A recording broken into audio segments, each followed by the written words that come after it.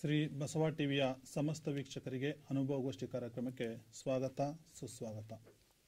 ವೀಕ್ಷಕರೇ, ನಾವು ಕಳೆದ ಸಂಚಿಕೆಯಿಂದಲೂ ಕೂಡ ಅನುಭವಗೋಷ್ಠಿ ಕಾರ್ಯಕ್ರಮದಲ್ಲಿ ಹಲವಾರು ವಿಷಯಗಳೊಂದಿಗೆ ಚರ್ಚೆ ಮಾಡ್ತಾ ಬಂದಿದ್ದೀವಿ. ಯಾವ ರೀತಿ 12ನೇ ಶತಮಾನದ ಬಸವಣ್ಣನವರ ಅನುಭವ ಮಂಟಪದ ಪರಿಕಲ್ಪನೆಯ ಆಧಾರದಲ್ಲಿ ನಾವು ಬಸವಣ್ಣನವರು ಹಾಕಿಕೊಟ್ಟ ಹೆಜ್ಜೆಯಲ್ಲಿ ಅವರ ಚಿಂತನೆಯ ಅಡಿಯಲ್ಲಿ ಸಮಾಜದಲ್ಲಿ ಮನೆ ಮಾಡಿರತಕ್ಕಂಥ ಹಲವಾರು ಅನಿಷ್ಟ ಪದ್ಧತಿಗಳ ಬಗ್ಗೆ ಆಗಲಿ, ಮೌಢ್ಯತೆ ಬಗ್ಗೆ ಆಗಲಿ, ಅಥವಾ ಹಲವಾರು ಚರ್ಚಾ ವಿಷಯಗಳನ್ನಾಗಲಿ ಇಲ್ಲಿ ತಂದು ಅವುಗಳನ್ನು ಅನುಭವ ಮಂಟಪದ ಆಧಾರದ ಅಡಿಯಲ್ಲಿ ಚರ್ಚೆ ಮಾಡೋ ನಮ್ಮ ಉದ್ದೇಶವೇ ಅನುಭವ ಗೋಷ್ಠಿ ಕಾರ್ಯಕ್ರಮ. ಇಲ್ಲಿ ಬಸವಾದಿ ಶರಣರು ಹಾಕಿಕೊಟ್ಟ ಚಿಂತನೆಯ ಹೆಜ್ಜೆ ಇದೆ.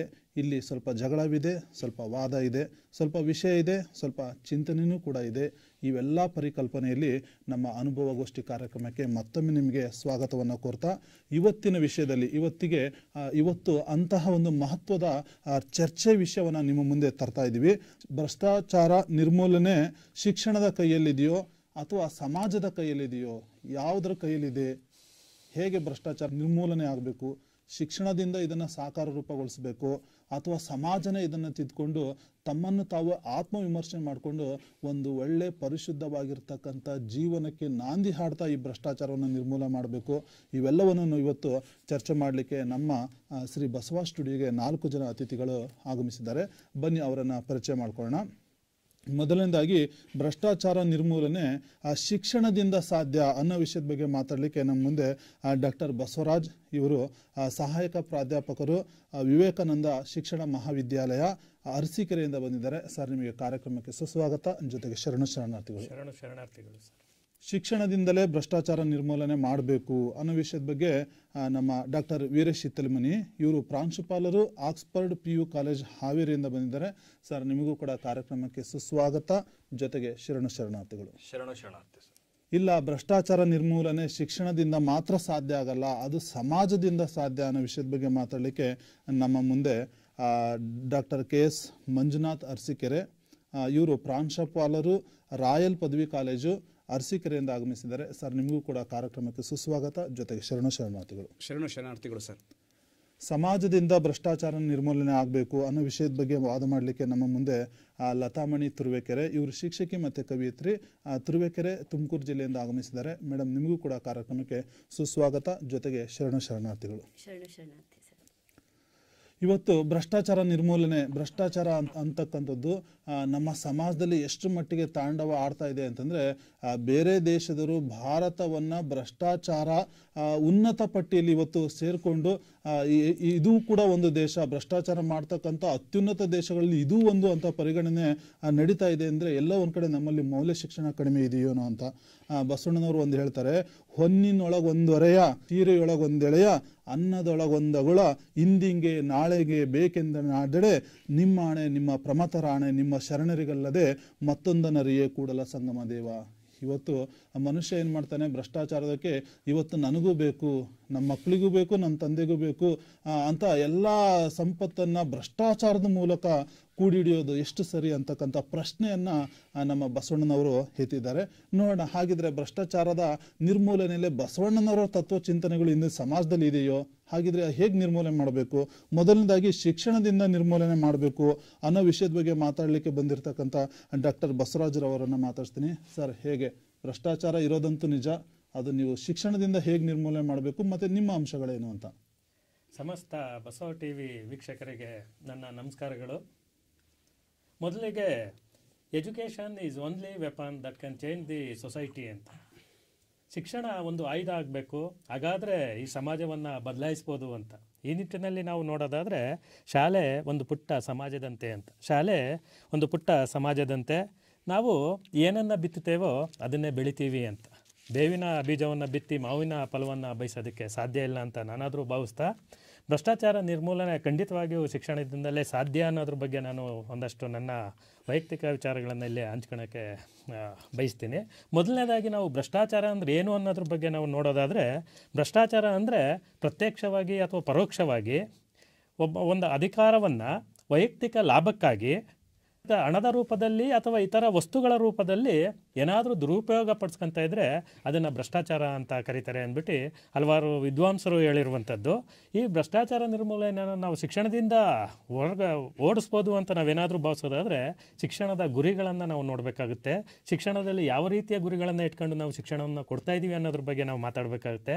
ಹಿಂದಿನ ಕಾಲದಲ್ಲಿ ಗುರುಕುಲ ಶಿಕ್ಷಣ ಪದ್ಧತಿ ಅಥವಾ ಹಿಂದಿನ ಶಿಕ್ಷಣವನ್ನು ನಾವು ನೋಡ್ತಾ ಹೋದಾಗ ಅಲ್ಲಿ ಶಿಕ್ಷಣದ ಗುರಿಗಳು ಸತ್ಯಂ ಶಿವಂ ಸುಂದರಂ ಆಗಿತ್ತು ಅಂತ. ಅಂದರೆ ಟ್ರೂತ್, ಗುಡ್ನೆಸ್ ಮತ್ತು ಬ್ಯೂಟಿ ಅಂತ ಈ ಮೂರು ಉನ್ನತವಾದಂಥ ಗುರಿಗಳನ್ನು ಇಟ್ಕೊಂಡು ಶಿಕ್ಷಣ ಒಬ್ಬ ವ್ಯಕ್ತಿಗೆ ಮೋಕ್ಷವನ್ನು ಕೊಡ್ತಾ ಇತ್ತು ಅಂತ ಇಂದಿನ ಶಿಕ್ಷಣದಲ್ಲಿ ನಾವು ನೋಡ್ತಾ ಇದ್ವಿ. ಅಂದರೆ ಗುರುಕುಲ ಶಿಕ್ಷಣದಿಂದ ನಾವು ಸ್ಟಾರ್ಟ್ ಮಾಡಿದಾಗ ಶಿಕ್ಷಣದ ಪರಮೋಚ್ಚ ಗುರಿ ಮೋಕ್ಷವನ್ನು ಪಡೆಯೋದಾಗಿತ್ತು.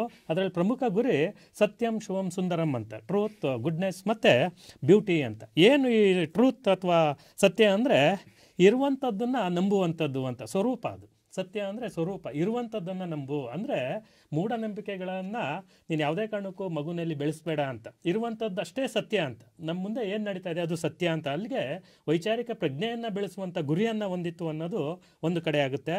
ಜೊತೆಗೆ ಗುಡ್ನೆಸ್ ಅಂದರೆ ಸ್ವಭಾವ, ಅಂದರೆ ಸದ್ಗುಣಗಳ ಒಂದು ರೂಪ ಆಗು ನೀನು ಅಂತ, ಸದ್ಗುಣಗಳು ಎಲ್ಲವೂ ನಿನ್ನಲ್ಲಿ ಬರಲಿ ಅಂತ ಸದ್ಗುಣಗಳನ್ನು ಬೆಳೆಸುವಂಥ ಗುರಿ ಶಿಕ್ಷಣದಲ್ಲಿತ್ತು ಅಂತ. ಅದರ ಜೊತೆಯಲ್ಲೇ ಬ್ಯೂಟಿ ಅಂದರೆ ಒಂದು ರೂಪ, ಸೌಂದರ್ಯವನ್ನು ಭಾವನಾತ್ಮಕವಾಗಿ ನೋಡುವಂಥ ಒಂದು ರೂಪ, ಅದು ಬ್ಯೂಟಿ. ಇಂಥ ಹಲವಾರು ಗುರಿಗಳನ್ನು ಇಟ್ಕೊಂಡು ಶಿಕ್ಷಣ ಕಟ್ಟಿಕೊಂಡು ಬೆಳೆಸ್ಕೊಂಡು ಬರ್ತಾಯಿತ್ತು. ಆಗ ಭ್ರಷ್ಟಾಚಾರ ಅನ್ನೋದು ನೋಡ್ತಾ ಇದ್ವಿ, ಅಥವಾ ಕೆಲವು ಇದರಲ್ಲಿ ನಾವು ಅದನ್ನು ನೋಡ್ತಾ ಇದ್ವಿ. ಭ್ರಷ್ಟಾಚಾರ ಅನ್ನೋದು ಅಷ್ಟು ದೊಡ್ಡ ಮಟ್ಟಿಗೆ ಇವತ್ತೇನು ಸಾಧ್ಯನೇ ಇಲ್ಲ ಅನ್ನೋಷ್ಟರ ಮಟ್ಟಿಗೆ ಬೇರೂರಿದೆಯೋ ಭ್ರಷ್ಟಾಚಾರ ಎಲ್ಲ ಕ್ಷೇತ್ರಗಳಲ್ಲಿ, ಶಿಕ್ಷಣ ಕ್ಷೇತ್ರವನ್ನು ಸೇರಿಸಿ ಎಲ್ಲ ಕ್ಷೇತ್ರಗಳಲ್ಲೂ ಇವತ್ತು ಭ್ರಷ್ಟಾಚಾರ ಅನ್ನೋದು ದೊಡ್ಡ ರೀತಿಯಲ್ಲಿ ಬೇರನ್ನು ಊರಿಬಿಟ್ಟಿದೆ. ಇದಕ್ಕೆ ಮೇನು ಕಾರಣ ನಾವು ಕೊಡ್ತಾ ಇರುವಂಥ ಶಿಕ್ಷಣ ಯಾವ ದಿಕ್ಕಿನಲ್ಲಿ ಸಾಗ್ತಾ ಇದೆ ಅಂತ ನೋಡೋದಾದರೆ, ಇಲ್ಲಿ ಈ ಒಂದು ಶಿಕ್ಷಣ ಅಥವಾ ಈ ಒಂದು ಶಿಕ್ಷಣದಲ್ಲಿ ಹಿಂದೆ ಫಿಲಾಸಫಿಕಲ್ ವ್ಯಾಲ್ಯೂಸ್ ಅಂತ ಕಲಿಸ್ತಾ ಇದ್ರು, ತಾತ್ವಿಕ ಮೌಲ್ಯಗಳು ಅಂತ ಇದ್ವು. ಆ ತಾತ್ವಿಕ ಮೌಲ್ಯಗಳನ್ನು ನಾವು ಪಟ್ಟಿ ಮಾಡೋದಾದರೆ, ಒಂದು ಅಹಿಂಸೆಗಾಗಿ ಶಿಕ್ಷಣವನ್ನು ನೀವು ಕೊಡಲೇಬೇಕಾಗುತ್ತೆ, ಒಂದು ತ್ಯಾಗಕ್ಕಾಗಿ ಶಿಕ್ಷಣವನ್ನು ಕೊಡಬೇಕಾಗುತ್ತೆ, ಮತ್ತೊಂದು ಲೋಕ ಸಂಗ್ರಹಕ್ಕಾಗಿ ಶಿಕ್ಷಣವನ್ನು ಕೊಡಬೇಕಾಗುತ್ತೆ, ಮತ್ತೊಂದು ಕರ್ಮಕ್ಕಾಗಿ ಶಿಕ್ಷಣವನ್ನು ಕೊಡಬೇಕಾಗುತ್ತೆ, ಮತ್ತೊಂದು ಧರ್ಮಕ್ಕಾಗಿ ಶಿಕ್ಷಣವನ್ನು ಕೊಡಬೇಕು ಅಂತ ಇವು ಪರಮೋಚ್ಚವಾದಂಥ ತಾತ್ವಿಕ ಮೌಲ್ಯಗಳಿದ್ದು ಇಂದಿನ ಶಿಕ್ಷಣದಲ್ಲಿ. ಆಗ ಭ್ರಷ್ಟಾಚಾರ ನಾವು ಸಮಾಜದಲ್ಲಿ ನೋಡೋಕ್ಕೆ ಸಾಧ್ಯ ಇರಲಿಲ್ಲ. ಏನಿದೆ ಅಹಿಂಸೆ ಅಂದರೆ ಇತರರ ಭಾವನೆಗಳಿಗೆ ನೋವನ್ನು ಉಂಟು ಮಾಡಬೇಡ ಅಂತ ಚಿಕ್ಕ ಮಗುವಿನಿಂದಲೇ ಕಲಿಸ್ತಾ ಇದ್ರು ಅಂತ, ಕಲಿಕೆಯಲ್ಲಿ ಶಿಕ್ಷಣದಲ್ಲಿ ಕೊಡ್ತಾ ಇದ್ರು ಅಂತ. ಇತರರ ಭಾವನೆಗಳಿಗೆ ಯಾವುದೇ ಕಾರಣಕ್ಕೂ ನೀನು ತೊಂದರೆಯನ್ನು ಕೊಡಬೇಡ, ಈ ರೀತಿಯಲ್ಲಿ ಅಹಿಂಸೆಯನ್ನು ಅವರು ಕಟ್ಕೊಡ್ತಾ ಇದ್ರು. ಜೊತೆಗೆ ತ್ಯಾಗ ಅಂದರೆ ದೇಶದ ರಕ್ಷಣೆಗಾಗಿ ಮತ್ತು ಪ್ರಗತಿಗಾಗಿ ನೀನು ತ್ಯಾಗವನ್ನು ಮಾಡಲೇಬೇಕು, ಈ ಥರದ ತ್ಯಾಗದ ಮನೋಭಾವವನ್ನು ಶಿಕ್ಷಣದಲ್ಲಿ ಕೊಡ್ತಾ ಇದ್ರು ಅಂತ. ಜೊತೆಗೆ ಲೋಕ ಸಂಗ್ರಹ ಅಂತ ಒಂದು ಪದವನ್ನು ಬಳಸ್ತಾರೆ. ಇದೇನಂದರೆ ಲೋಕದ ಕಲ್ಯಾಣಕ್ಕಾಗಿ ನೀನಿರೋದು, ನಿನ್ನ ಕಲ್ಯಾಣಕ್ಕಾಗಿ ಲೋಕ ಇಲ್ಲ ಅನ್ನೋದನ್ನು ಒತ್ತಿ ಹೇಳುವಂಥ ಶಿಕ್ಷಣದ ತಾತ್ವಿಕ ಮೌಲ್ಯದ ತಳಪಾಯದಲ್ಲಿ ಕೊಡ್ತಾ ಇದ್ರು ಅನ್ನೋದು. ಇದರ ಜೊತೆಯಲ್ಲೇ ಕರ್ಮ ಅಂತ, ಇದು ಬಸವಣ್ಣನವರು ಹಾಕಿಕೊಟ್ಟಂಥದ್ದು ಕಾಯಕವೇ ಕೈಲಾಸ ಅಂತ. ನಿನ್ನ ಕೆಲಸ ಏನು ಅಂದರೆ ಕಾಯಕವನ್ನು ಮಾಡು, ಕಾಯಕದಲ್ಲಿ ತೃಪ್ತಿಯನ್ನು ಪಡು, ಬೇರೆ ಬೇರೆ ರೀತಿಗೆ ಆಸೆಯನ್ನು ಪಡಬೇಡ, ಕಾಯಕವೇ ನಿನ್ನ ಎಲ್ಲವೂ ಆಗಿರಬೇಕು. ಹಾಗಾಗಿ ಕಾಯಕ ಎಷ್ಟಿದೆಯೋ ನಿನ್ನ ಕೆಲಸ ಅಷ್ಟನ್ನೇ ಮಾಡು ಅಂತ, ಬೇರೆದ್ರ ಕಡೆ ಆಸೆ ಪಡಬೇಡ ಅನ್ನೋದು ಕರ್ಮದ ಒಂದು ತಾತ್ವಿಕ ಮೌಲ್ಯ ಆಗುತ್ತೆ. ಜೊತೆಗೆ ಧರ್ಮ ಅಂತ ಒಂದು ಕಲಿಸ್ತಾ ಹೋಗ್ತಾರೆ. ಧರ್ಮ ಅಂದರೆ ಇನ್ನೊಬ್ಬರಿಗೆ ನೋವಾಗದಂತೆ ಕಾರ್ಯವನ್ನು ಎಸಗುವುದು ಅಂತ ಇಲ್ಲಿ ಅರ್ಥವನ್ನು ಕೊಡ್ತಾ ಬರುತ್ತೆ. ಅಂತ ಧರ್ಮ ತಾತ್ವಿಕ ಮೌಲ್ಯಗಳಲ್ಲಿ ಒಂದಾಗಿತ್ತು. ಇನ್ನೊಬ್ಬರಿಗೆ ಯಾವುದೇ ಕಾರಣಕ್ಕೂ ನೀವು ನೋವಾಗದಂತೆ ನಿಮ್ಮ ಕೆಲಸಗಳನ್ನು, ನಿಮ್ಮ ಕರ್ಮಗಳನ್ನು ನೀವು ಮುಂದುವರಿಸ್ಕೊಂಡು ಹೋಗಿ ಅಂತ. ಇಲ್ಲಿ ಅನೀತಿ ಆಗಲಿ, ಅನ್ಯಾಯ ಆಗಲಿ, ಕರ್ತವ್ಯ ಬಾಹಿರತೆ ಆಗಲಿ, ಇವ್ಯಾವೂ ಸಹ ನಾವು ನೋಡೋದಕ್ಕೆ ಸಾಧ್ಯ ಆಗ್ತಾ ಇರಲಿಲ್ಲ ಅಂತ. ಈಗ ಇದರ ಜೊತೆಯಲ್ಲಿ ನಾವು ಮುಂದುವರ್ಸೋಣ. ಮುಂದಿನ ಭಾಗದಲ್ಲಿ ನಾವು ಮಾತಾಡ್ತಾ ಹೋಗ್ತೀವಿ. ಇದ್ರ ಜೊತೆಲಿ ಯಾಕೆ ನಾವು ಇಂದಿನ ಶಿಕ್ಷಣದಿಂದಲೇ ಈ ಭ್ರಷ್ಟಾಚಾರವನ್ನು ಓಡಿಸ್ಬೋದು ಅನ್ನೋದಕ್ಕೆ ಮುಂದಿನ ಇದರಲ್ಲಿ ಚರ್ಚೆಯಲ್ಲಿ ನಾನು ಮಾತಾಡ್ತೀನಿ. ಬಸವರಾಜ್ ಅವರು ಒಳ್ಳೆ ಉತ್ತಮವಾಗಿರ್ತಕ್ಕಂಥ ಅಂಶವನ್ನು ಕೊಟ್ಟರು. ಪ್ರತಿಯೊಂದು ಶಿಕ್ಷಣದ ಮೂಲೋದ್ದೇಶ ಏನಪ್ಪಾ ಅಂದ್ರೆ ಮಕ್ಕಳಲ್ಲಿ, ಅಂದ್ರೆ ಶಿಕ್ಷಣದ ಮೂಲೋದ್ದೇಶ ಒಂದು ಮೌಲ್ಯವನ್ನು ಬಿತ್ತಕ್ಕಂಥ ಕೆಲಸ ಮಾಡೋದು. ಹಂಗಿದ್ರೆ ಈ ಭ್ರಷ್ಟಾಚಾರ ನಿರ್ಮೂಲನೆ ಮೌಲ್ಯವನ್ನು ಬಿತ್ತಕ್ಕಂಥ ಗುರಿಯನ್ನ ಹೊಂದಿದೆ ಅಂದ್ರೆ ಇಲ್ಲಿ ಭ್ರಷ್ಟಾಚಾರ ಆಗ್ಲಿ, ಕುಟುಂಬ ನಿರ್ವಹಣೆ ಆಗ್ಲಿ, ಜೀವನದ ಗುಣಮಟ್ಟದ ಸುಧಾರಣೆಗೆ ಎಲ್ಲವೂ ಕೂಡ ಶಿಕ್ಷಣದ ಅಡಿಯಲ್ಲಿ ಬರೋದ್ರಿಂದ ಅದು ಶಿಕ್ಷಣದಿಂದ ಮಾತ್ರ ನಿಯಂತ್ರಣ ಸಾಧ್ಯ ಅನ್ನೋದು ನಮ್ಮ ಬಸವರಾಜರವರ ಮೂಲ ಸಂದೇಶ ಆಗಿತ್ತು, ಮತ್ತೆ ಸಾರನ್ನು ಕೂಡ ಆಗಿತ್ತು. ಎಲ್ಲ ಒಂದ್ ಕಡೆ ವಿವೇಕಾನಂದ ಅವರು ಹೇಳ್ತಾರೆ, ಶಿಕ್ಷಣ ಎಂದರೆ ಬರೀ ಪುಸ್ತಕದ ಓದಲ್ಲ, ಅದು ಮಾನವೀಯ ಮೌಲ್ಯಗಳನ್ನ ಬಿತ್ತಕ್ಕಂಥದ್ದು. ಇಷ್ಟೆಲ್ಲ ಇದ್ರೂ ಕೂಡ ಸರ್, ಆದ್ರೆ ಶಿಕ್ಷಣ ರಂಗದಲ್ಲಿ ಯಾರು ಶಿಕ್ಷಣವನ್ನು ಪಡೆದಿರ್ತಕ್ಕಂಥ ಬಹು ಬಹುತೇಕ ಜನರು ಮತ್ತೆ ಈ ಭ್ರಷ್ಟಾಚಾರದಲ್ಲಿ ತೊಡಗಿರ್ತಕ್ಕಂಥದ್ದು. ಒಂದು 2005ರಲ್ಲಿ ಒಂದು ರಿಪೋರ್ಟ್ ಹೇಳುತ್ತೆ, ಟ್ರಾನ್ಸ್ಪರೆನ್ಸಿ ಇಂಟರ್ನ್ಯಾಷನಲ್ ಅಂತಕ್ಕಂಥ ಒಂದು ಅಧ್ಯಯನ ಹೇಳುತ್ತೆ 60% ಹೆಚ್ಚು ಭಾರತೀಯರು ಲಂಚವನ್ನು ಕೊಟ್ಟಿದ್ದಾರೆ ಅನ್ನೋ ಒಂದು ಸಾಕ್ಷ್ಯವನ್ನು ಕೊಡುತ್ತೆ. ಎಲ್ಲಿ ಶಿಕ್ಷಣ ಮೌಲ್ಯ ಎಲ್ಲಿ ಸಾಕಾರ ರೂಪು, ಎಲ್ಲಿ ಶಿಕ್ಷಣದ ಒಂದು ಪರಿಕಲ್ಪನೆ ಯಶಸ್ವಿ ಆಯಿತು ಅಂತ. ಇದಕ್ಕೆ ಸಮಾಜವನ್ನು ತಿದ್ಕೊಂಡು ನಡಿಬೇಕಾಗುತ್ತೆ, ಸಮಾಜವನ್ನು ತಿದ್ದಬೇಕಾಗುತ್ತೆ. ಸಮಾಜ ತನ್ನನ್ನು ತಾನು ಅರ್ಥ ಮಾಡಿಕೊಂಡು ನಡೆದಿದ್ದೇ ಆದ್ರೆ ಮಾತ್ರ ಆ ಶಿಕ್ಷಣದ ಮೂಲ ಕಲ್ಪನೆ ಆಗ ಮಾತ್ರ ಸಾಕಾರಗೊಳ್ಳುತ್ತೆ ಅಂತ. ಏನ್ ಹೇಳ್ತೀರಾ ಮಂಜುನಾಥ್ ಅವರೇ, ನಿಮ್ಮ ಒಂದು ಅಭಿಪ್ರಾಯ? ಸಮಸ್ತ ಸದ್ಭಕ್ತ ಬಸವ ಟಿವಿ ವೀಕ್ಷಕರಿಗೆ ನಾನು ಮತ್ತೊಮ್ಮೆ ಶರಣಾರ್ಥಿಗಳನ್ನ ಅರ್ಪಿಸ್ತಾ ಇದ್ದೇನೆ. ಭ್ರಷ್ಟಾಚಾರದ ನಿರ್ಮೂಲನೆಯಲ್ಲಿ ಸಮಾಜದ ಪಾತ್ರ ಅದ್ವಿತೀಯವಾಗಿರುತ್ತೆ ಅನ್ನಕ್ಕಂಥದ್ದು. ನಮ್ಮ ಸ್ನೇಹಿತರು ಮಾತನಾಡ್ತಿದ್ರು ಶಿಕ್ಷಣದಲ್ಲೂ ಕೂಡ ಸಾಧ್ಯ ಹಾಗೆ ಅಂತೇಳಿ. ನಾವು ಶಿಕ್ಷಣವನ್ನು ಪ್ರಯೋಗ ಅನ್ನೋದು ಭಾಗವಹಿಸಿದ್ರೆ ಸರ್, ಅದು ಪ್ರಯೋಗ ಅಂತ ಭಾವಿಸಿದರೆ ಸಮಾಜ ಪ್ರಯೋಗ ಶಾಲೆ ಅಂತ ಅನಿಸುತ್ತೆ. ಪ್ರಯೋಗ ಅಲ್ಲಿ ಅಳವಡಿಸ್ತಕ್ಕಂಥದ್ದು, ಪ್ರಯೋಗ ಅಧಿಕೃತವಾಗಿ ಅನುಷ್ಠಾನಕ್ಕೆ ಬರ್ತಕ್ಕಂಥ ಸಮಾಜದಲ್ಲಿ ಮಾತ್ರ ಅಂತೇಳಿ. ಹಾಗೆ ಸಮಾಜ ಇಲ್ಲದೆ ಶಿಕ್ಷಣದ ಅಸ್ತಿತ್ವವನ್ನು ನಾವು ಊಹಿಸ್ಕೊಳ್ಳೋಕ್ಕೆ ಕಷ್ಟ ಸಾಧ್ಯ ಹಾಗೆ ಅಂತೇಳಿ. ಭ್ರಷ್ಟಾಚಾರ ಇವತ್ತು ಸರ್ವವ್ಯಾಪ್ತಿಯಾಗಿದೆ, ಸರ್ವ ಕ್ಷೇತ್ರಗಳಲ್ಲೂ ಕೂಡ ಇದೆ. ಅದೊಂದು ಸಾಮಾಜಿಕ ಪಿಡುಗು ಅನ್ನಕ್ಕಂಥದ್ದು ನಮಗೆ ಅತ್ಯಂತ ಸ್ಪಷ್ಟ ಮಾತನಾಡ್ಬಿಟ್ಟಿದೆ ಸರ್. ನಮಗೆ ಪ್ರಾಚೀನತೆ ಅಂತ ಬಂದಾಗ ಉಳಿದಕ್ಕೆಲ್ಲೋ ಹಿಂಗೆ ಪ್ರಾಚೀನತೆ ಇದೆಯೋ, ಭ್ರಷ್ಟಾಚಾರಕ್ಕೂ ಪ್ರಾಚೀನತೆ ಇದೆ. ನೀವು ಹೇಳ್ತಾ ಇದ್ರಿ ಭಾರತ ಈ ಪ್ರಸ್ತುತ ಭ್ರಷ್ಟಾಚಾರದಲ್ಲಿ 3ನೇ ಅತಿ ದೊಡ್ಡ ಭ್ರಷ್ಟ ರಾಷ್ಟ್ರ ಅಂತ ಕೂಡ ಒಂದು ಉಲ್ಲೇಖ ಇದೆ. ಭ್ರಷ್ಟಾಚಾರ ಭಾರತದಲ್ಲೂ ಕೂಡ ಇದೆ ಹಾಗೆ ಅನ್ನಕ್ಕಂಥದ್ದು. ಇಲ್ಲಿ ಸಮಾಜ ಹೇಗೆ ಸಾಧ್ಯ? ಅಗಸ್ಟ್ ಕಾಂಟ್ ಒಂದು ಕಡೆ ಮಾತನಾಡಬೇಕು ಹೇಳ್ತಾರೆ, ಸಮಾಜ ಅಂದರೆ ಏನು? ವ್ಯಕ್ತಿ ಮತ್ತು ಸಾಮಾಜಿಕ ಸಂಸ್ಥೆಗಳು ಮತ್ತು ಎಲ್ಲ ಸಹ ಸಂಬಂಧಗಳ ಒಟ್ಟು ಮೊತ್ತ ಅದು. ಅವೆಲ್ಲವನ್ನು ಸೇರಿಕೊಂಡಾಗ ಮಾತ್ರ ಸಮಾಜ ಅಂತ ಕರೆಯೋದು. ವ್ಯಕ್ತಿಗಳಿದ್ದಾರೆ, ಇಲ್ಲಿ ಸಾಮಾಜಿಕ ಸಂಸ್ಥೆಗಳಿರ್ತವೆ ಸರ್. ಸಾಮಾಜಿಕ ಸಂಬಂಧಗಳ ಜೇಡರ ಬಲೆ ಇವೆಲ್ಲವನ್ನು ಕೂಡಿದಾಗ ಮಾತ್ರ ಅದು ಸಮಾಜ ಅಂತ ಪರಿಗಣಿಸ್ತಕ್ಕಂಥದ್ದು. ವ್ಯಕ್ತಿಗಳ ಅಸ್ತಿತ್ವ ಇರತಕ್ಕಂಥ ಸಮಾಜದಲ್ಲಿ. ಹಾಗಾಗಿ ಆ ಸಮಾಜದ ಮೂಲಕನೇ ಇದೊಂದು ಪಿಡುಗನ್ನು ನಾವು ನಿರ್ಮೂಲನೆ ಮಾಡೋಕ್ಕೆ ಸಾಧ್ಯ ಹಾಗೆ ಅಂತೇಳಿ. ಆ ಸಮಾಜದ ಮುಖಾಂತರ ಅದನ್ನು ನಾವು ಈ ತೊಡಗನ್ನು, ಈ ಒಂದು ಪಿಡುಗನ್ನು ಕಳಿಸ ಸಾಧ್ಯ ಅನ್ನಕ್ಕಂಥ ಮಾತನ್ನು ಭಾಳ ಸ್ಪಷ್ಟವಾಗಿ ನಾವು ಹೇಳ್ತಕ್ಕಂಥದ್ದು ಹಾಗೆ ಅಂತೇಳಿ. ಇಲ್ಲಿ ಭಾಳ ಮುಖ್ಯವಾಗಿ ಯಾವ ಥರ ನಾವು ಅದನ್ನು ಇಲ್ವಾಗಿಸಬಹುದು ಹಾಗೆ ಅನ್ನಕ್ಕಂಥದ್ದು. ಒಂದು, ಸಮಾಜವನ್ನು ನಾವು ನೈತಿಕ ತಳಹದಿಯ ಮೇಲೆ ನಿರ್ಮಾಣ ಮಾಡಿದಾಗ ಮಾತ್ರ ಭ್ರಷ್ಟಾಚಾರ ಅನ್ನಕ್ಕಂಥ ಪಿಡುಗನ್ನು ಹೋಗಿಸ್ಬೋದು ಹಾಗೆ.